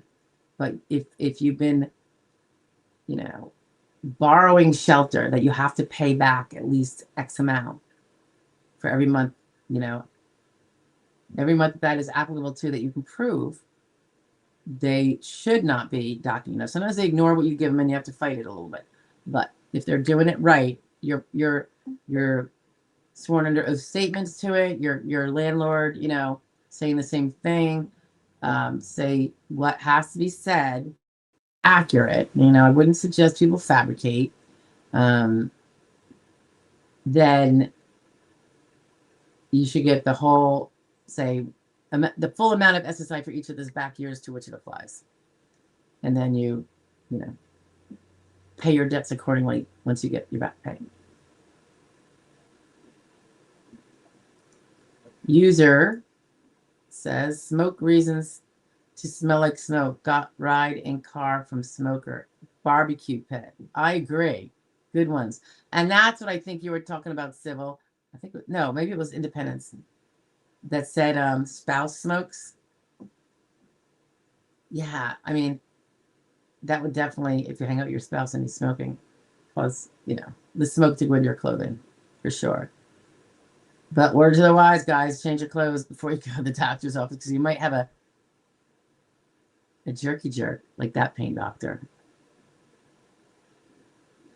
And I shouldn't even say jerky jerk. When it comes to pain and healing, I think it's a medical fact that smoking inhibits healing. So in theory, if someone continues to smoke, they're contributing to their own disability if it falls in the range of healing from surgeries and stuff like that. Bad backs and stuff like that. So maybe that's why they're like, yeah, you know.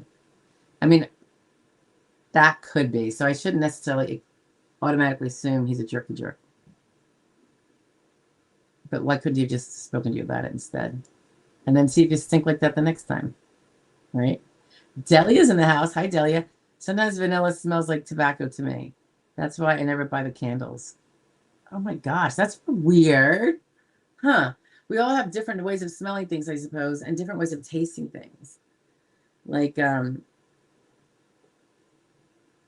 of speaking to a nutritional counselor, not because I don't know a lot about nutrition, I do, but because of my, I don't know, very sensitive stomach these days. I wanted to see, I do want to see, you know, I'm trying to tamper with the things I do like to eat and that I know are good for me. Which ones should I still have? Which ones should I steer clear of? Which things should I add that I can tolerate?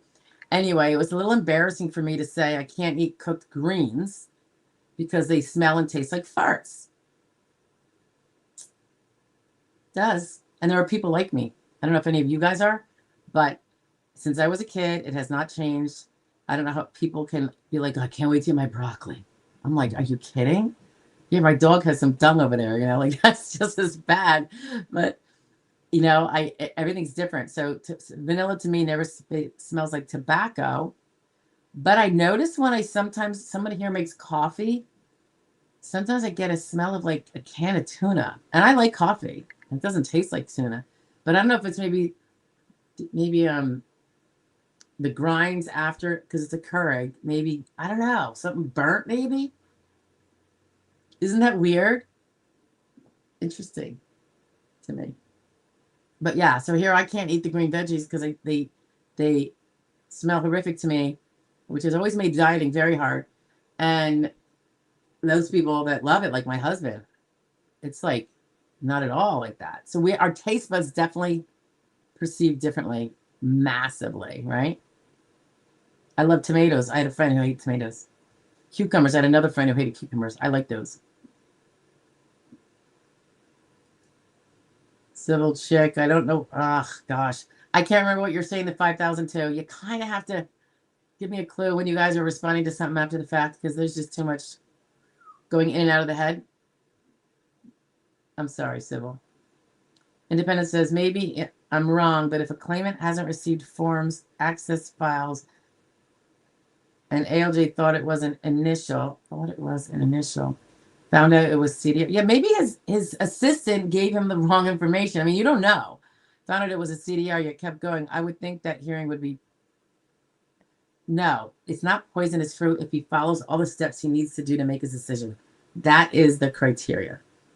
All right. So when you see his decision, did he follow all the steps needed to get to the decision? And if he found out, you know, like, did he ask you all the questions he was going to ask you anyway? Then it's called immaterial. It's called harmless error. It's not going to make a difference.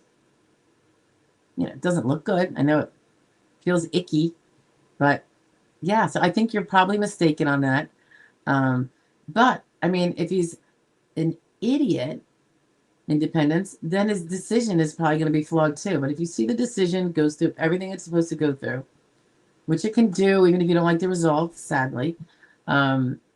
But sometimes not. Sometimes you don't like the result, and they did not do something sufficiently. I mean, that's the things we appeal, right, to AC.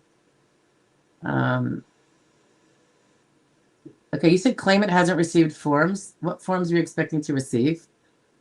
There's really nothing mandatory. Claimant didn't access files. I don't know why you didn't do that. That's kind of on you, not on him.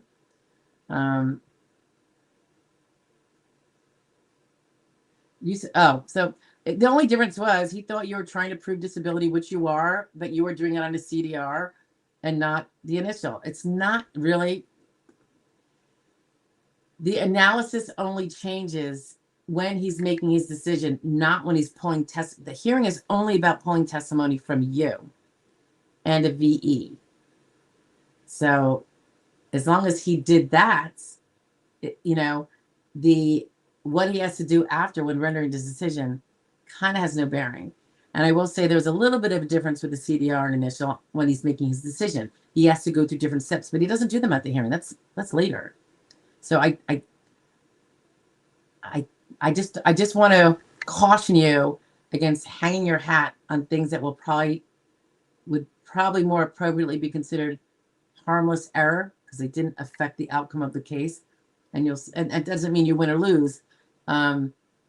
Whether the outcome of the case is based on him following the rules when making his decision is what counts. So I just don't want you to, you're like, I don't have to do squat because I'm going to get this remanded because he was silly when he did this. That's not going to be your best strategy. All right. So I just don't want you to do that.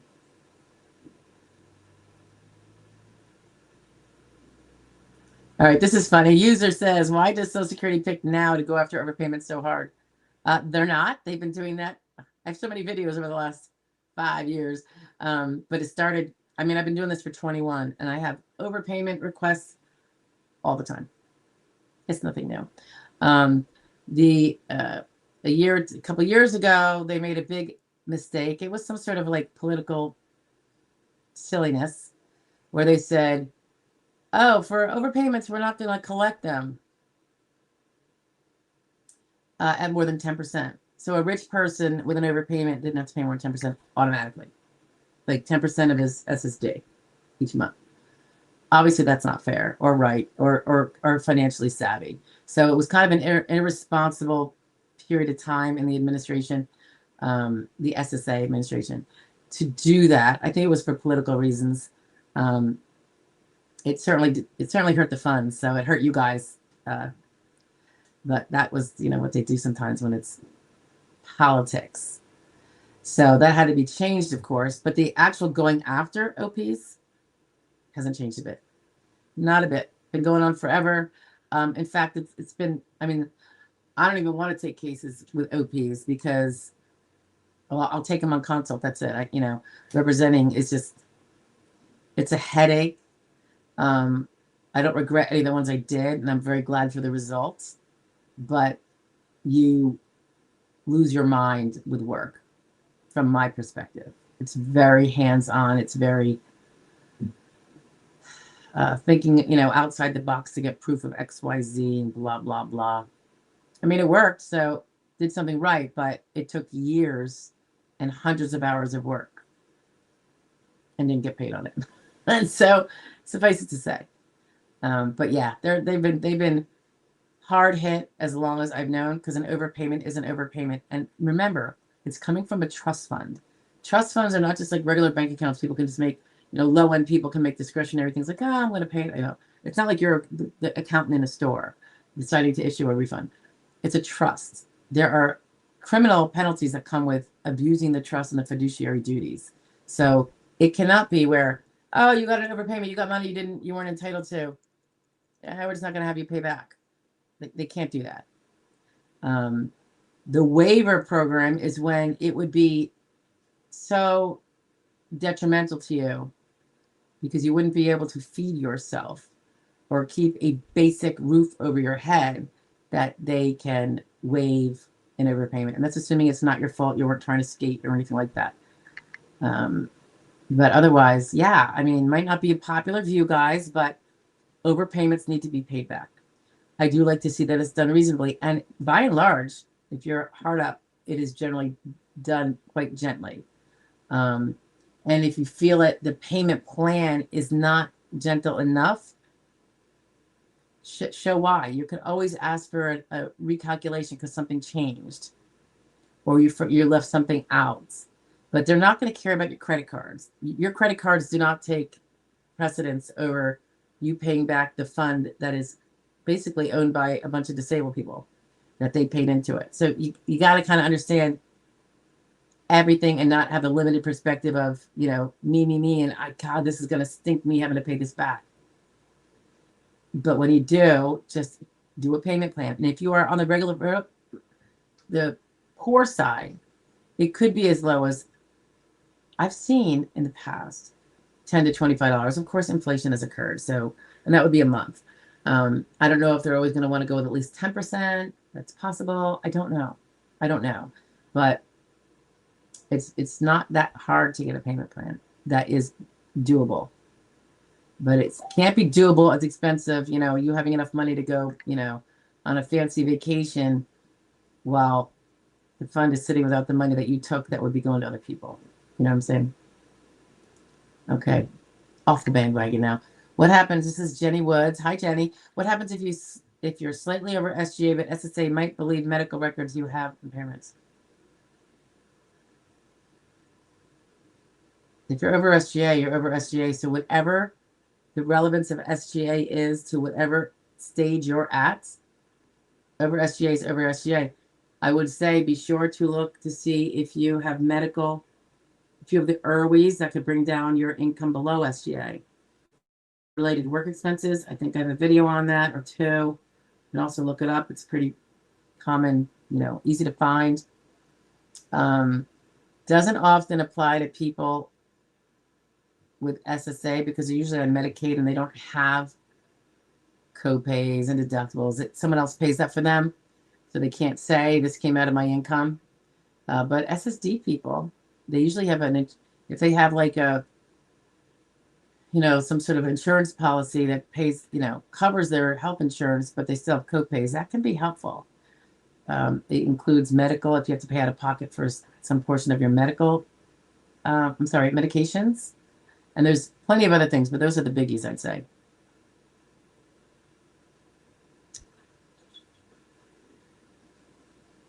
If you clarify your question any further, Jenny, I could probably give you more on that.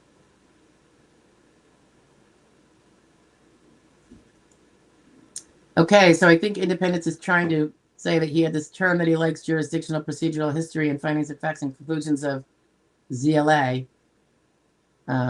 Maybe he meant conclusions of law, maybe.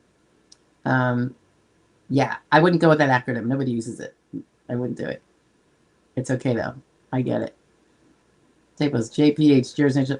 Yeah, we don't use that. Nobody uses it. Just saying, and you know me, I've been doing this for decades, so. Yeah, I would just say the facts that were found. Sometimes we say findings of fact. But yeah, using it it doesn't really speak to what your issue is. ENS says, had my hearing last week and I think it went well. Called SS today and they told me it's in the decision writing stage. Okay, that's where it goes next. Please pray for me on this one. I will pray for you, ENS. And positive thoughts, and I bet you people here will too. So fingers crossed for you, my friend. Yep, Sybil says she's praying. All right. Hey, Michael Holland's in the house. Hi, Michael. Good to see you again. He says, hello, Stephanie. Thanks for putting out these videos. You are really welcome. You are truly a joy to listen to. That's really sweet. I'm sure my voice gets a little grating at times, particularly when it gets hoarse like it does by the end of these. Pun intended. Yeah, the last name. I get it. I have learned so much from listening to your videos. Thank you, Michael. That is, and your comments, I suppose, is what you're saying. That's really sweet of you. I appreciate the kind words. It's very nice. I'm just trying to brighten this up. Kathy Clayton's in the house. Hi, Kathy. Ulnar nerve, CE doctor noted can't sit, stand, and lift no more than 10 pounds. Ooh, that sounds good. That sounds good. If it's particularly CE doctor. And hopefully your doctors kind of have supportive records to that. So they don't have a reason to disregard the CE doctor and think he's being too, what would I say? It's a underestimation of her capacities. I've seen adjudicators write that, even about their own CE. It's very convenient. User says, thank you for responding, ma'am. You're welcome, sir. Or ma'am, I don't know. I'm thinking it's a sir. But I could be wrong. No offense. Kathy Clayton says, how does transferable skills work? Age 62. I have a video on that, so I'm not going to go through the whole thing right now, okay? There's total video on transferable skills, if that works for you. If you put a question in the comments and say, can you show me? I mean, I think you can even, there might be a playlist called transferable skills. That I'm not sure. But it's in the title. It would be transferable skills in the title of the video. So if you search on that basis, which I think you can do, you'll see them come up.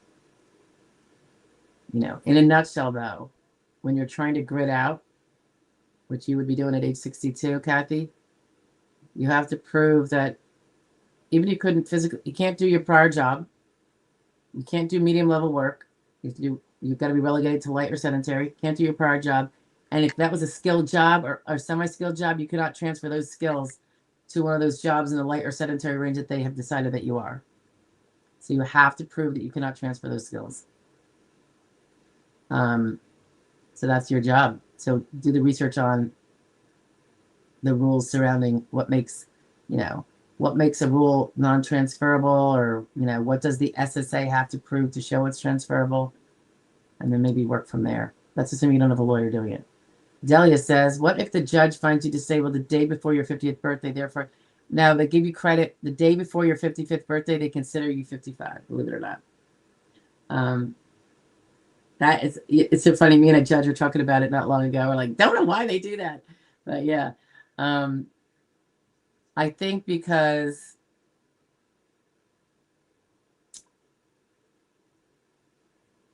at midnight of that last day, you're technically finished 55 years. And actually the next day, you're into your 56th year. I'm guessing it's something like that. Isn't that weird?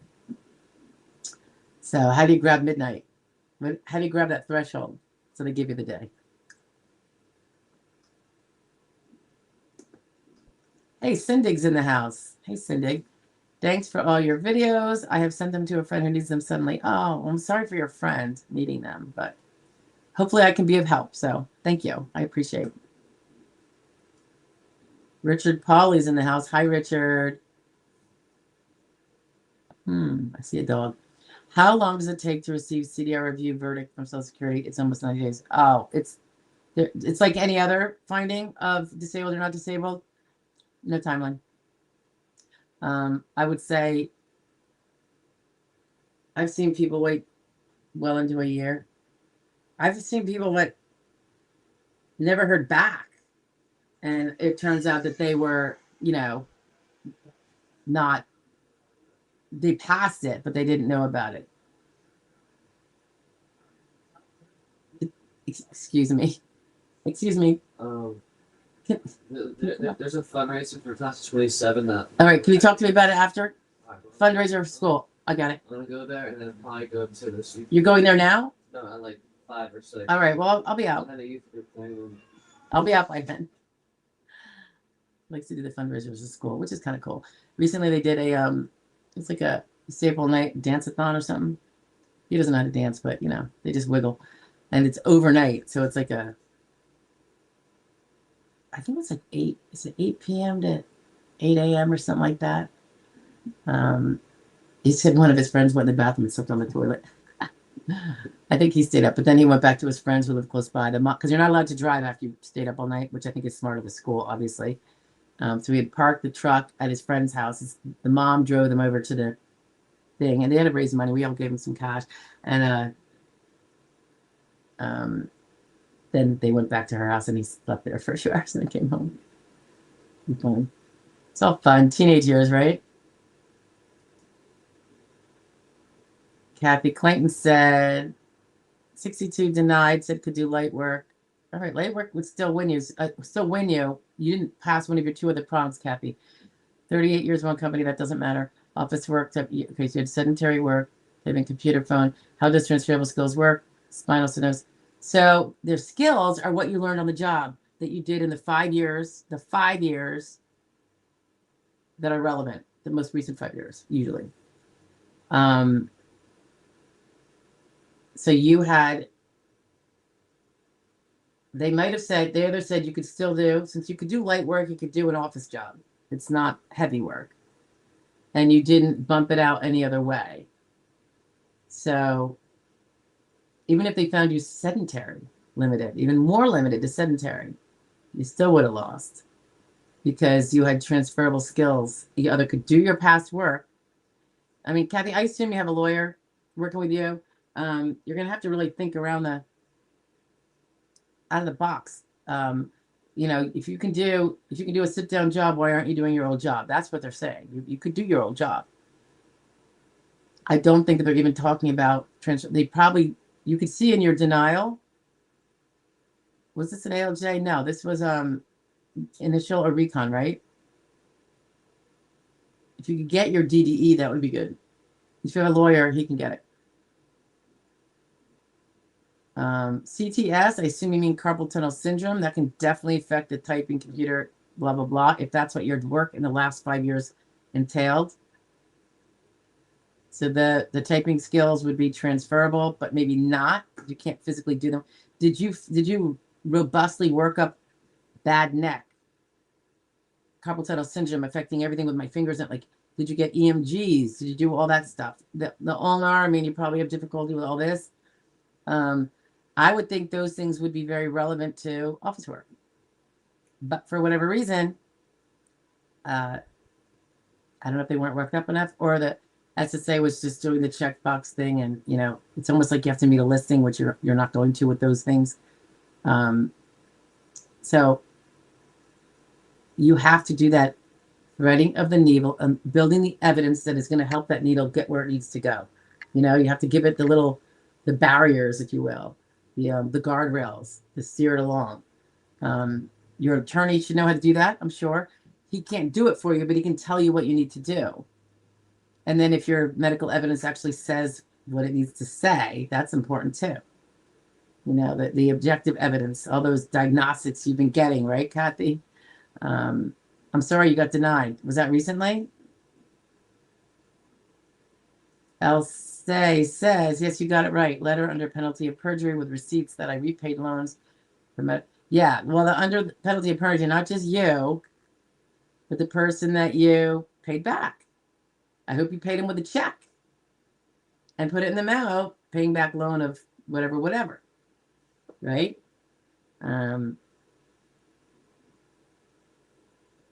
So Elliot says, well, guys, I'm on my way to begin the 2,500 half mile walk to town and to Dar Central, Dar General. So I'll see you all later. Joy, don't forget to email me later. I won't. We'll talk soon, Elliot. Have fun with the walk.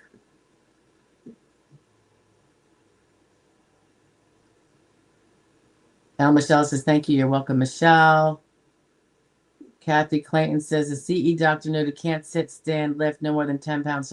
Oh, all right. So that's still, well, he didn't say you can't sit at all. So that can't be a direct quote, can it? Can't sit and can't stand. That means that you're bedridden, right? If you can't sit and you can't stand at all, you're bedridden 24/7. So exact words matter. If he says can't sit more than X amount, can't lift more than X amount, which I think you said was 10 pounds, can't stand longer than so-and-so, that's what you got to look at. And then they found that you could do light work. So somehow they felt that you could, and by the way, even with the sedentary 10 pounds, even if they believe that, you'd still probably be found to be able to do the office work, transfer office work skills, or do it in that same office. No, I don't think that was a duplicate. Well, you maybe, but I think you added a little bit to it, so that's okay. User says, you are a real gem. What? Thank you. Thank you for the form and information. You bet. Don't be a stranger. It is 3 o'clock. We are going to cut out of here soon. I'm just going to try to get to whatever is left with questions. User says, all right, I just got to tout it here. So many people struggle with this type of information and getting straight answers that give you so easily, that you give so easily. Oh, thanks. That's awesome. Yeah, you know, I just eat it, breathe it, and sleep it, and I've been doing it for so long. It's really easy for me. It's just a matter of doing it for so long, I think. Just a girl says, thank you. I do not know who to call about the Medicaid. What attorney? I don't know. Look up Medicaid attorneys. Look under AVO, or look under maybe your state bar association would have some names. Remember, Medicaid is local, so that's not going to be something entirely federal. Are you talking about getting it, or? I do have 1-hour sessions. It's not cheap though. But if you go to joydisability.com and look in the upper right, that's the link for learning more about the consultation times, 1 hour. And then if you do it, it'll go to Liz and she'll schedule it and all that business. So all good. Okay. It isn't cheap though, because most of my work is really doing client work, and then I put in the 2 hours here. So unfortunately, everything else is going to have to, because it takes me away from that. It's got to be not so pro bono. I do pro bonos, but those are selective and waiting lists. So Sybil says August 2026 will be 1 year. I have other things, just too many to remember. Cognitive issues. We'll make sure that they're all in there being, worked up. So maybe start making a list every time you remember one, you add it to the list, and make sure you have a specialist for all of them. User says, my talent is full of thousands of people that need to know about you. Oh, well, put out the word. It's all good. The more the merrier, particularly coming here. This channel is how we get to do a lot of those pro bono things, guys. As you know, as well as the 1% and 5% is not all of whom are pro bono, of course. Civil Chick says, kids don't call, they text. Yeah, right? That's true. I think my kids will call if I don't answer a text. ALJ says, I'm sorry, ENS says, can an ALJ use a previous ALJ decision against you? Not per se, but sometimes it's used. I've seen it in files, and that's why I know that. Like, I'll be like, why is it in the SSA file for this case?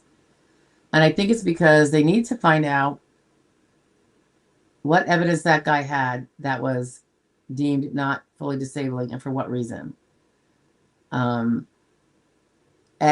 That is carved in stone from the date of his decision and before. And I also feel like if nothing has changed, you're getting all the same stuff, and nothing seems worse, they don't want to refute what he said about that if it's not unreasonable. So like if you have the exact same symptoms and limitations then as you're alleging now, no different treatment that shows anything different, then the answer should probably be the same.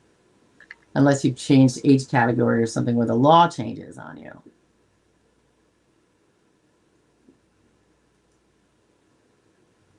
Oh, Civil Chick says, isn't there a number on your Medicaid card? I think she's talking to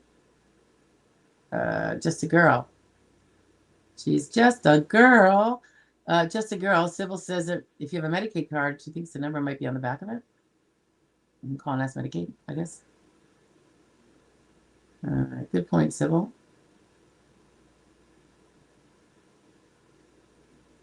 Okay.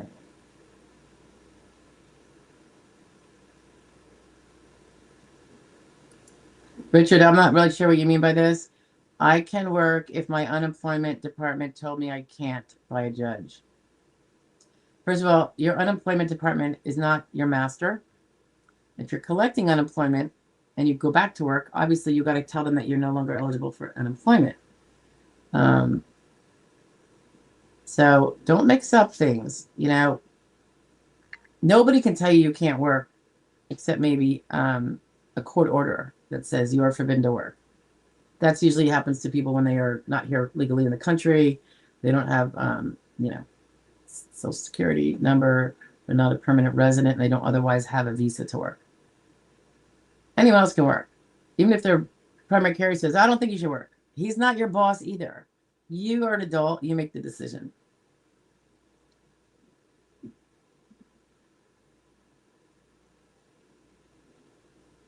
I don't know what Sybil's talking about, but she says, it's okay. Karma is fair. Yeah, that's supposed to be what karma is, right? Poetic justice.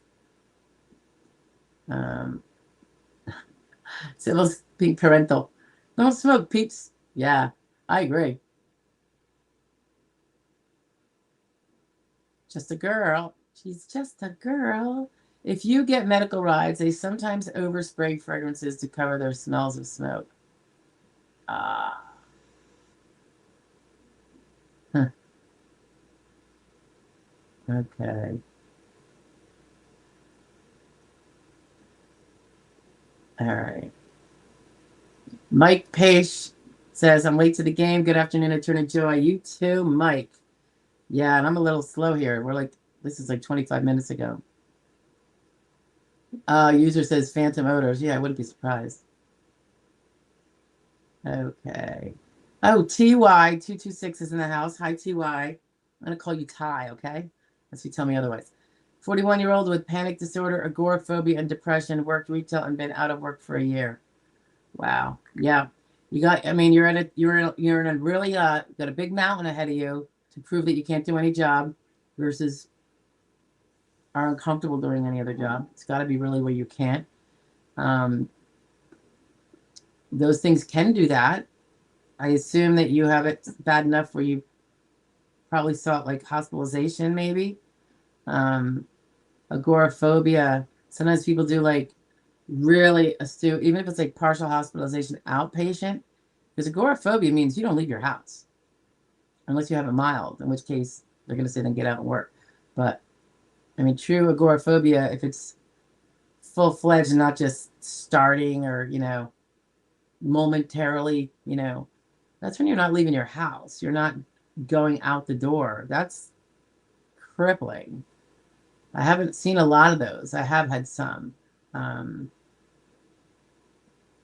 you're young. That's going to make it a lot harder because, well, you know why. It's harder. You have to prove that despite those mental impairments, that they are severe enough that you can't do a job that doesn't involve the public. You can't do the tasks involved in a job that also doesn't involve their job that don't involve coworkers. The one thing that there is no such job as is the one that doesn't require occasional interaction with a supervisor. They say every job requires some level of interaction with a supervisor. So, you know, if there was some proof that actually you would go into full-blown panic attack. And again, what is the severity of panic attack? Every third time your boss asks you a question. I mean, so it really depends. And the proof has to be very vigorous. Like if you're seeing a counselor once a month, that's very de minimis for someone who says they can't work and they're only 41 because of these things. So it would be like, I think you if it's severe, you'd be going to multi times a week therapies. You would not be going to the grocery store, like you're not able to. I don't know what the depression does for you. That's, you know, most people have say most people, but it seems like half the population has some level of depression. Or they're confusing it with life's not exciting, which I think people do that too. But if it's bad enough where you renders you in bed and you don't get out, you don't eat, you don't shower, you're really not living like human for a few days at a time while the severity's in there, and then it kind of floats away a little bit and you can get up. I don't know your situation, but it is the only way to prove these things is through really rigorous treatment, whether that's hospitalizations. If they're so disabling that you can't leave your home, you're basically, I would be in a hospital if that happened to me. I would,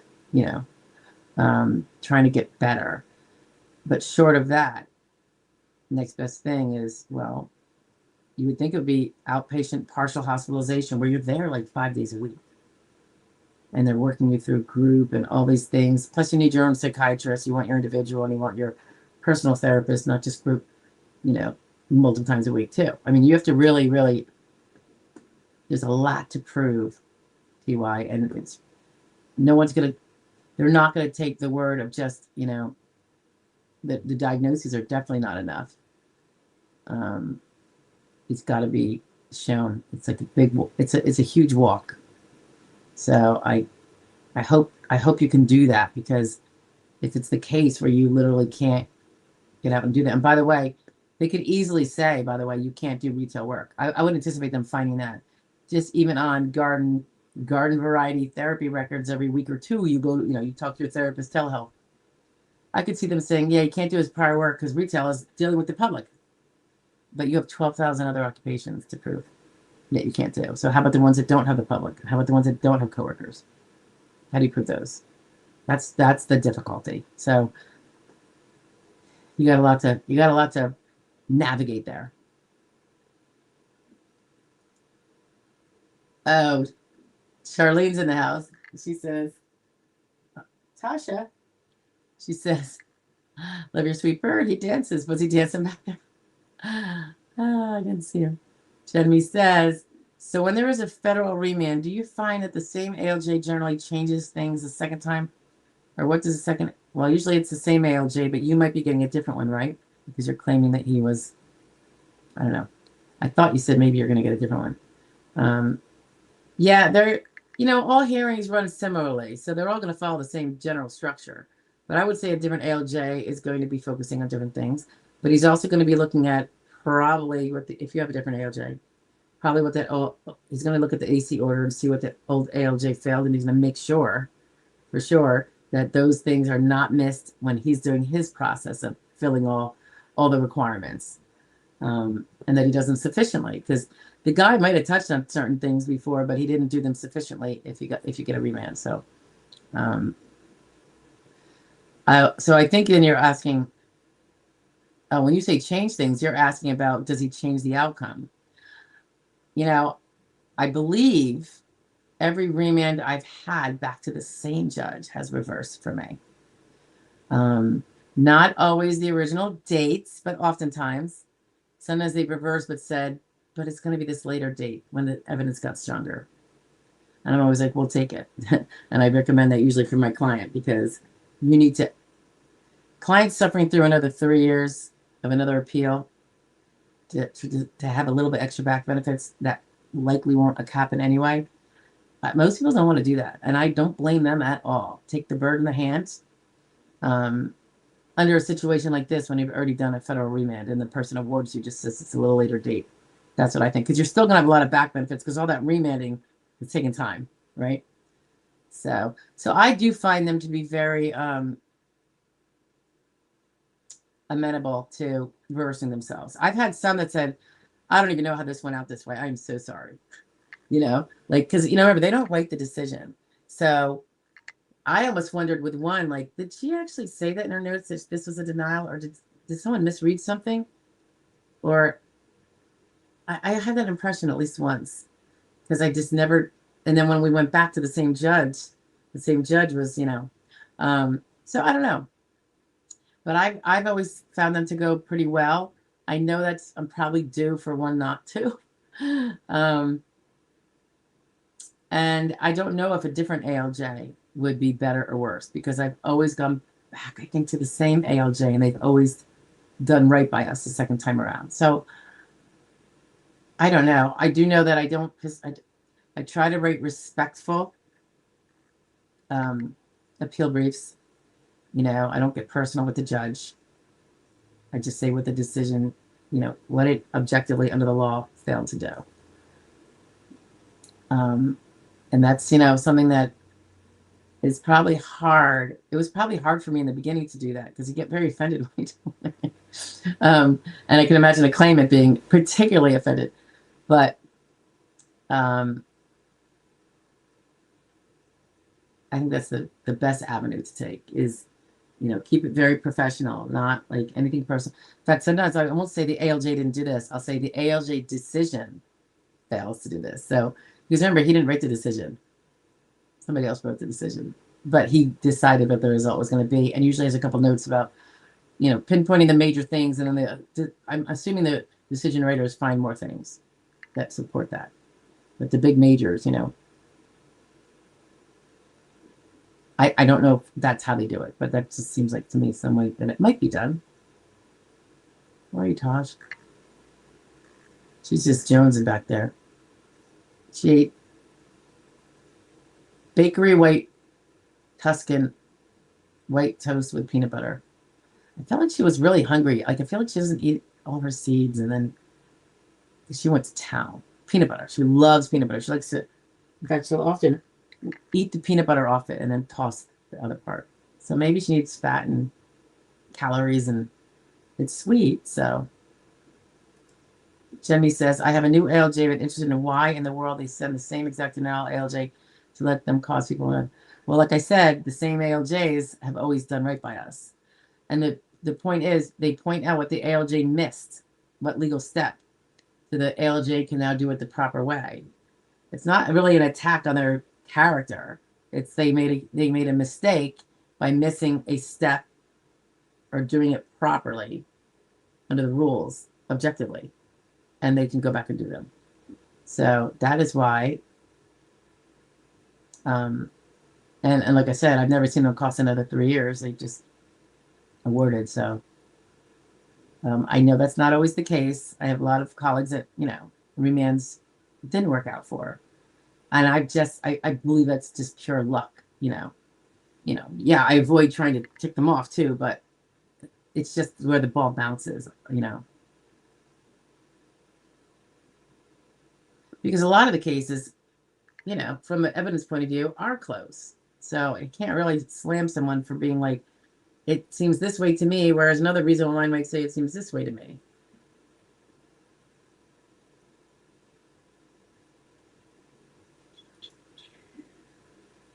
David Carlin is in the house. Hi, David. I don't know that we met. He says, I received my SSDI at age 58. Okay. Is it okay? Is it regularly see my doctor every 4 months? And I think probably that's good. Now, did you have specialists before that you're now blowing off? You're talking about only one doctor. You probably had more for your case, right? So are you saying each of your doctors, like, rotate them? Like, I see my PCP this month, and then within a few months, I see my orthopedist, or it depends on your situation. But I think you can definitely, it's not going to be the same as when you're trying to prove it, which is usually when the disability is young and you're trying to get cured and you haven't gotten to that kind of like, all right, now we're at a new norm stage and we're trying to maintain what we have, and maybe it improves, you know, but probably just maintain.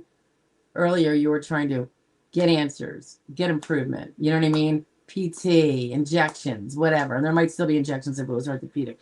But if you do it reasonably enough, and I obviously can't speak to your case, but 4 months is not necessarily horrible.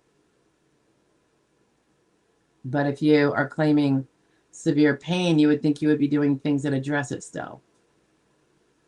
I don't know. It really depends on your particular impairments, I suppose. But 4 months is not the worst, you know, because remember, they look back at the past year when they do it. So you would have 3 visits, and usually in the short form, they ask for the last 3 visits and when they were.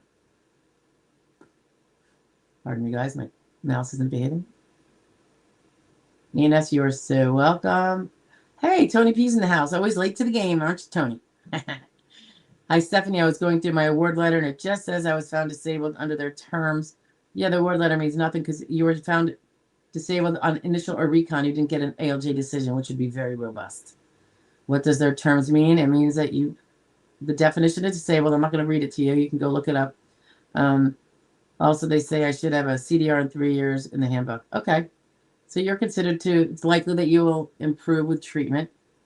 So I would say you just kind of always want to be diligent with the doctors, the same kind of specialists or doctors you saw, plus your PCP.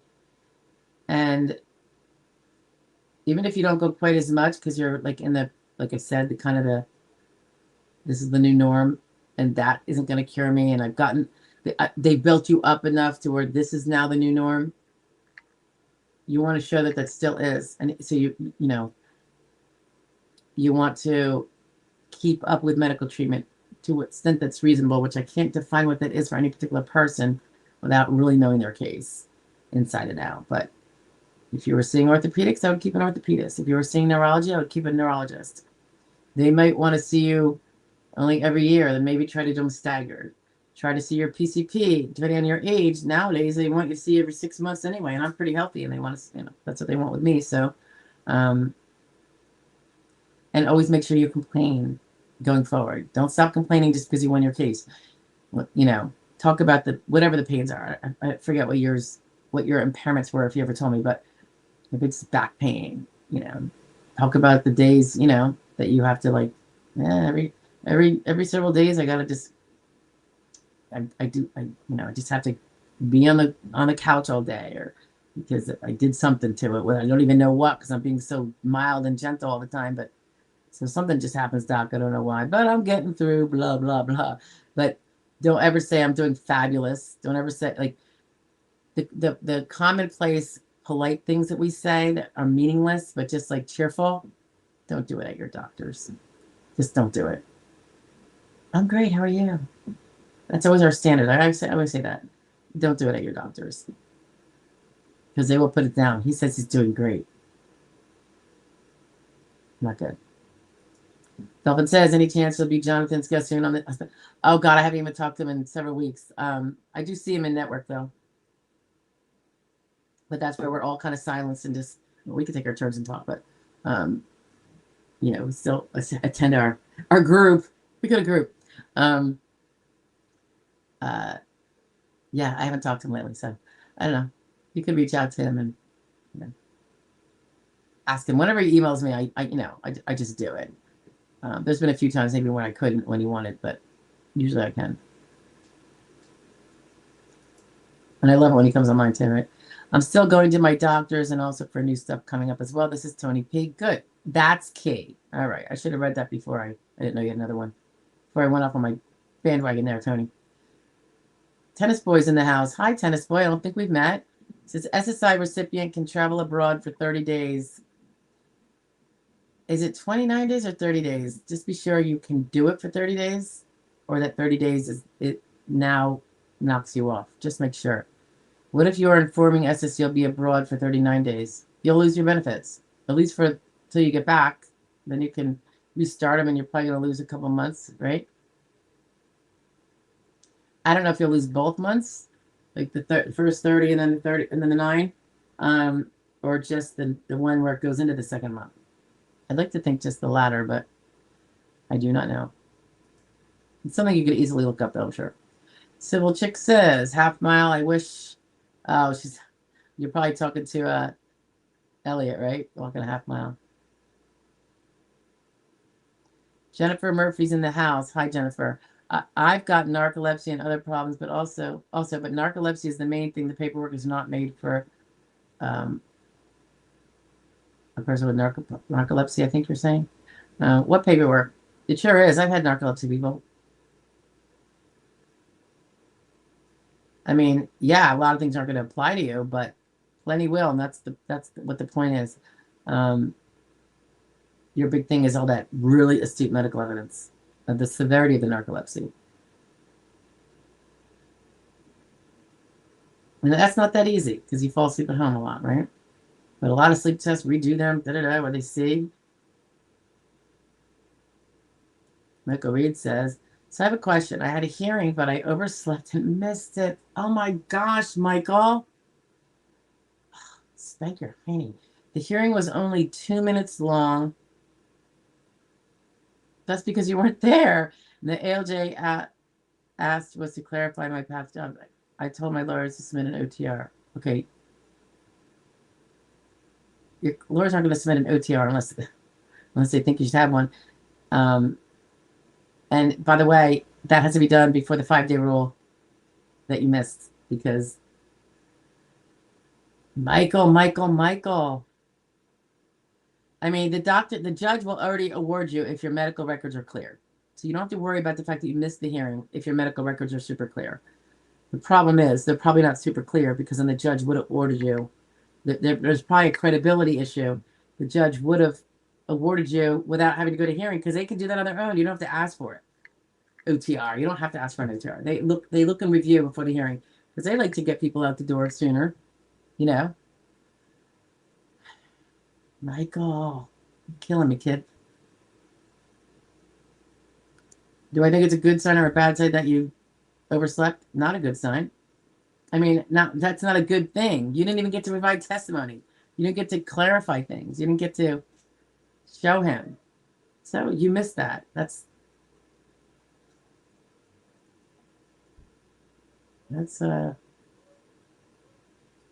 I don't know. I'm sorry that happened to you. But you should have had 10 alarms. You know, Mike's son misses a school bus because, well, now he takes a truck, but he sometimes wakes up too late to get there on time. Not often anymore, because he gets significant repercussions at home. But I'm like, he uses his phone as his alarm. I bought him 2 wind-up ones like we had in the old days. They don't have tech difficulties. And he never used them. And I probably threw them out, which is really annoying. Because sometimes your phone just doesn't go off, whether you press the wrong buttons, which is probably what it is. He probably screwed something up, thought he pressed on, and it wasn't. But I'm like, you know, that's something that's bound to happen, and you have this life-changing event the next day. Get a backup. My goodness, come on. Honestly, it's common sense. And I don't mean to spank you like in front of everybody, but come on. Thank you, Sybil. Sybil says, panic attacks at work. I'm creating and just holding my hand up for coworkers to give me time. Oh, wow. Don't you go to the bathroom or anything? Escape. Michael 40 says, I mean, the ALJ told my lawyers this minute. Oh, okay. I'm sorry I spanked you. But you cannot oversleep. You know you have an oversleeping problem. Maybe stay up too late, whatever. You don't get good sleep. You have insomnia. There could be medical reasons for it. It doesn't matter. Now you know. Have the wind-ups. The ones that go really loud in your face. Have a friend come banging on your door and come in. Give them a... You have to do something if you have family members. And that was a huge thing.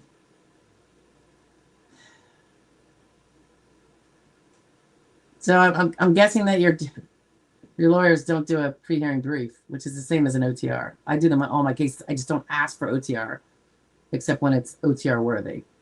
And I kind of know the difference. Because otherwise he would just do an OTR. Yeah, you have to do it. I mean, the lawyer doesn't have to submit it, but I think the judge is saying, send me a brief, because they probably didn't do a brief. And a brief is what takes the most time preparing for hearing. Absolutely the most time. For the lawyer, anyway. So, I don't know about that. Will they do the brief for you, or will they not? Will they just say, dear judge, please look at the medical records and award my guy? He's disabled. All right. I think we're almost at the end here, guys. Michael says, I even have a shock watch, and that doesn't even work. Yeah, get out of the electronics. Stop relying on the electronics. Sometimes you just need some good mechanical clocks. No, they tell me they couldn't request an OTR because she wanted a hearing because of... Okay. All right. I'm talking about a pre-hearing. A pre-hearing brief is where you're not saying, award my client without a hearing. And it's true, if they want vocational testimony, they're going to have a hearing. And a pre-hearing brief is where you're presenting, I mean, minor, massive time. Massive time. If for no other reason, it gets everything so embedded in my brain. It's crazy. I mean, I probably spend more time than any other lawyer I know, but that's because it's like, it does that for me. It also gives the judge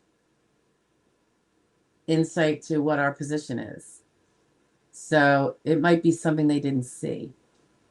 It points out the strongest arguments when they might be focusing on that. I mean, I'm just saying, because remember, they've got way more cases than I do. And way more cases than I do. And each one is, none of them are their client. So they're not devoting, 50 hours to a client. They're not. So, or whatever it is. So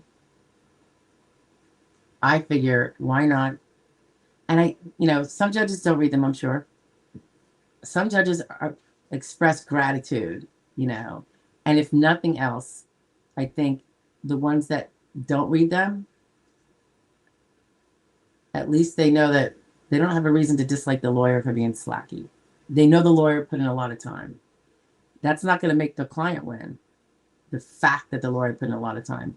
But it's certainly, I don't want to be the reason why they're like, I don't know. I just think, always both people need to show that they're true blue, So when would somebody not do a legal brief? Because they don't think they have a winning case. They got nothing to show. I mean, I don't know. I always put it out there. So anyhow, we're almost at the end here. It's just Danny's left and we've gone over time. Oh, wow. We've gone 40 minutes over time. We're almost at 3 hours. Danny says, so Jay, this arm brace has me hot, but in the meantime, we got anything coming that last date? Sure thing is June 26th. Yeah, because you haven't worked. So, try to get whatever else in you can, because that's going to be, what that means is if your DLI is in 1 month, end of June, it would be June 30th. Only your treatment going up to June 30th is going to be able to prove that you're disabled while you're still insured. Assuming you're even an SSD case and not just an SSI case. Right? So take that to heat, guys. Your DLI is really important if that's what you're dealing with. I'm not sure, Danny, about. I'll have to look. Anyway, that DLIs, your medical evidence, get all your MRI. You got to make sure everything's in. The MRI takes place before your DLI ends. That updated MRI or that, X-rays, which are kind of weak, EMGs, whatever's going on. All right, get that PT in. Get a bunch of it at least started. It might continue after, but get it started. If you're getting injections, pain injections, don't wait till after your DLI. Because if that's the one thing that's going to tip it over the edge, now it wasn't available to tip over the edge before your DLI and you can't win. All right, we got a late arriver to the table, and I am cutting out after this one, I promise. Nobody else, okay? So I am losing my voice. Dark Troubled Soul. I'm sorry you are a dark troubled soul, but what can I do for you? Hello, I'm 51 years old and already on disability. I have had a lumbar fusion, did you say laminectomy? And spaces put in between L3 and S1. I am really sorry about that. What's my chance of being forced back into the workplace? There's no chance of you being forced back into the workplace. No one forces anyone to go to work. So you've got that blessing. I think what you probably meant is, what is the chances that I lose on a CDR? If you're continuing to treat robustly for what it presumably is continued back limitations and pain, I think it's probably slim. You'll have your CDRs. If you just had a surgery and it makes you much improved, then maybe you could go and do if they said you could do light work, I don't know. Just keep your evidence ongoing as to the lumbar problems and any other new problems. Keep track of that. Add your new stuff to your, know about them, follow them up. Sometimes we have lumbar problems and they become thoracic or cervical. Sometimes if we have a bad back, it starts becoming, you're 51, the knees sometimes start to go, every little thing can add to it for a CDR, not just what you had. All right. So, don't have a dark troubled soul, okay? And just if you stick with if you don't improve and you continue to go to the specialists and continue to treat with your PCP, complain about, status, and I think you're going to be, CDRs are really not that big of a deal unless you have improved, which you show by not going to your doctors, right? Or you have the surgery and when they do follow-ups, you say, oh my God, I'm so much better. Are you really so much better? You know, be careful how well you describe it. I mean, sometimes it changes the fact that you can sleep comfortably, but you still can't walk around more than 40 minutes at a time. And people will say, because sleeping now when you lie down, you're comfortable. That really doesn't change whether you can work or not at all. Because from a physical point, you still can't, if you can't walk, that much. So just be careful that you don't say you're wonderfully well. It might be interpreted as your whole day, you're so much better. You can do stuff when you can. I don't know how long you've been on disability, but whenever you're, there's going to become a time when you don't have 5 years you don't have any work in the last 5 years, or no SGA work, and so that might be a difference too, depending on what your past work was. Now you won't have any, and that makes it a more comfortable CDR for you too, because they can't argue you can do past relevant work. You've improved enough to do your old job, if it was like sedentary or something. So anyway, just to a reasonable degree, stick with the follow-ups, and I think you'll be fine. And don't be dark and troubled. Look at the positives. If you have, I'm hoping you have some. Hopefully the surgeries make you better off than you were, even though not improved enough to work, right? Hopefully your pain is lowered. And I'm not saying we have to all be Superman and, going downhill skiing and stuff. I mean, the things we used to do when we were young, I miss them too. But just being out of pain when we're doing our regular, normal, gentle, life activities is a blessing, I think, for people who otherwise have chronic pain. So I hope you're at that point, or you get to that point. Dark. All right. So keep a good attitude. All right. And you're welcome. And Dimple, good to see you. I will talk to you soon. Bye, guys. Have a great week. I hope to see you. Check in on our 12 o'clocks. A lot of them are right now segments from prior Q&As. But there will be some other ones in there coming up. Just it's been a little busy. But anyway, if you do watch them, that really helps the channel, and then it really helps us take on more of the pro bonos and the 1 and 5%ers. So the better the channel does, the more we can do that, because it pays for them. It pays for the people that work on them, excluding myself, of course. All right. I will talk to you guys later. Have a great week. I hope to see you next Wednesday, 1 p.m. Eastern Standard Time. And please do visit the dailies. I'll talk to you later. Bye-bye.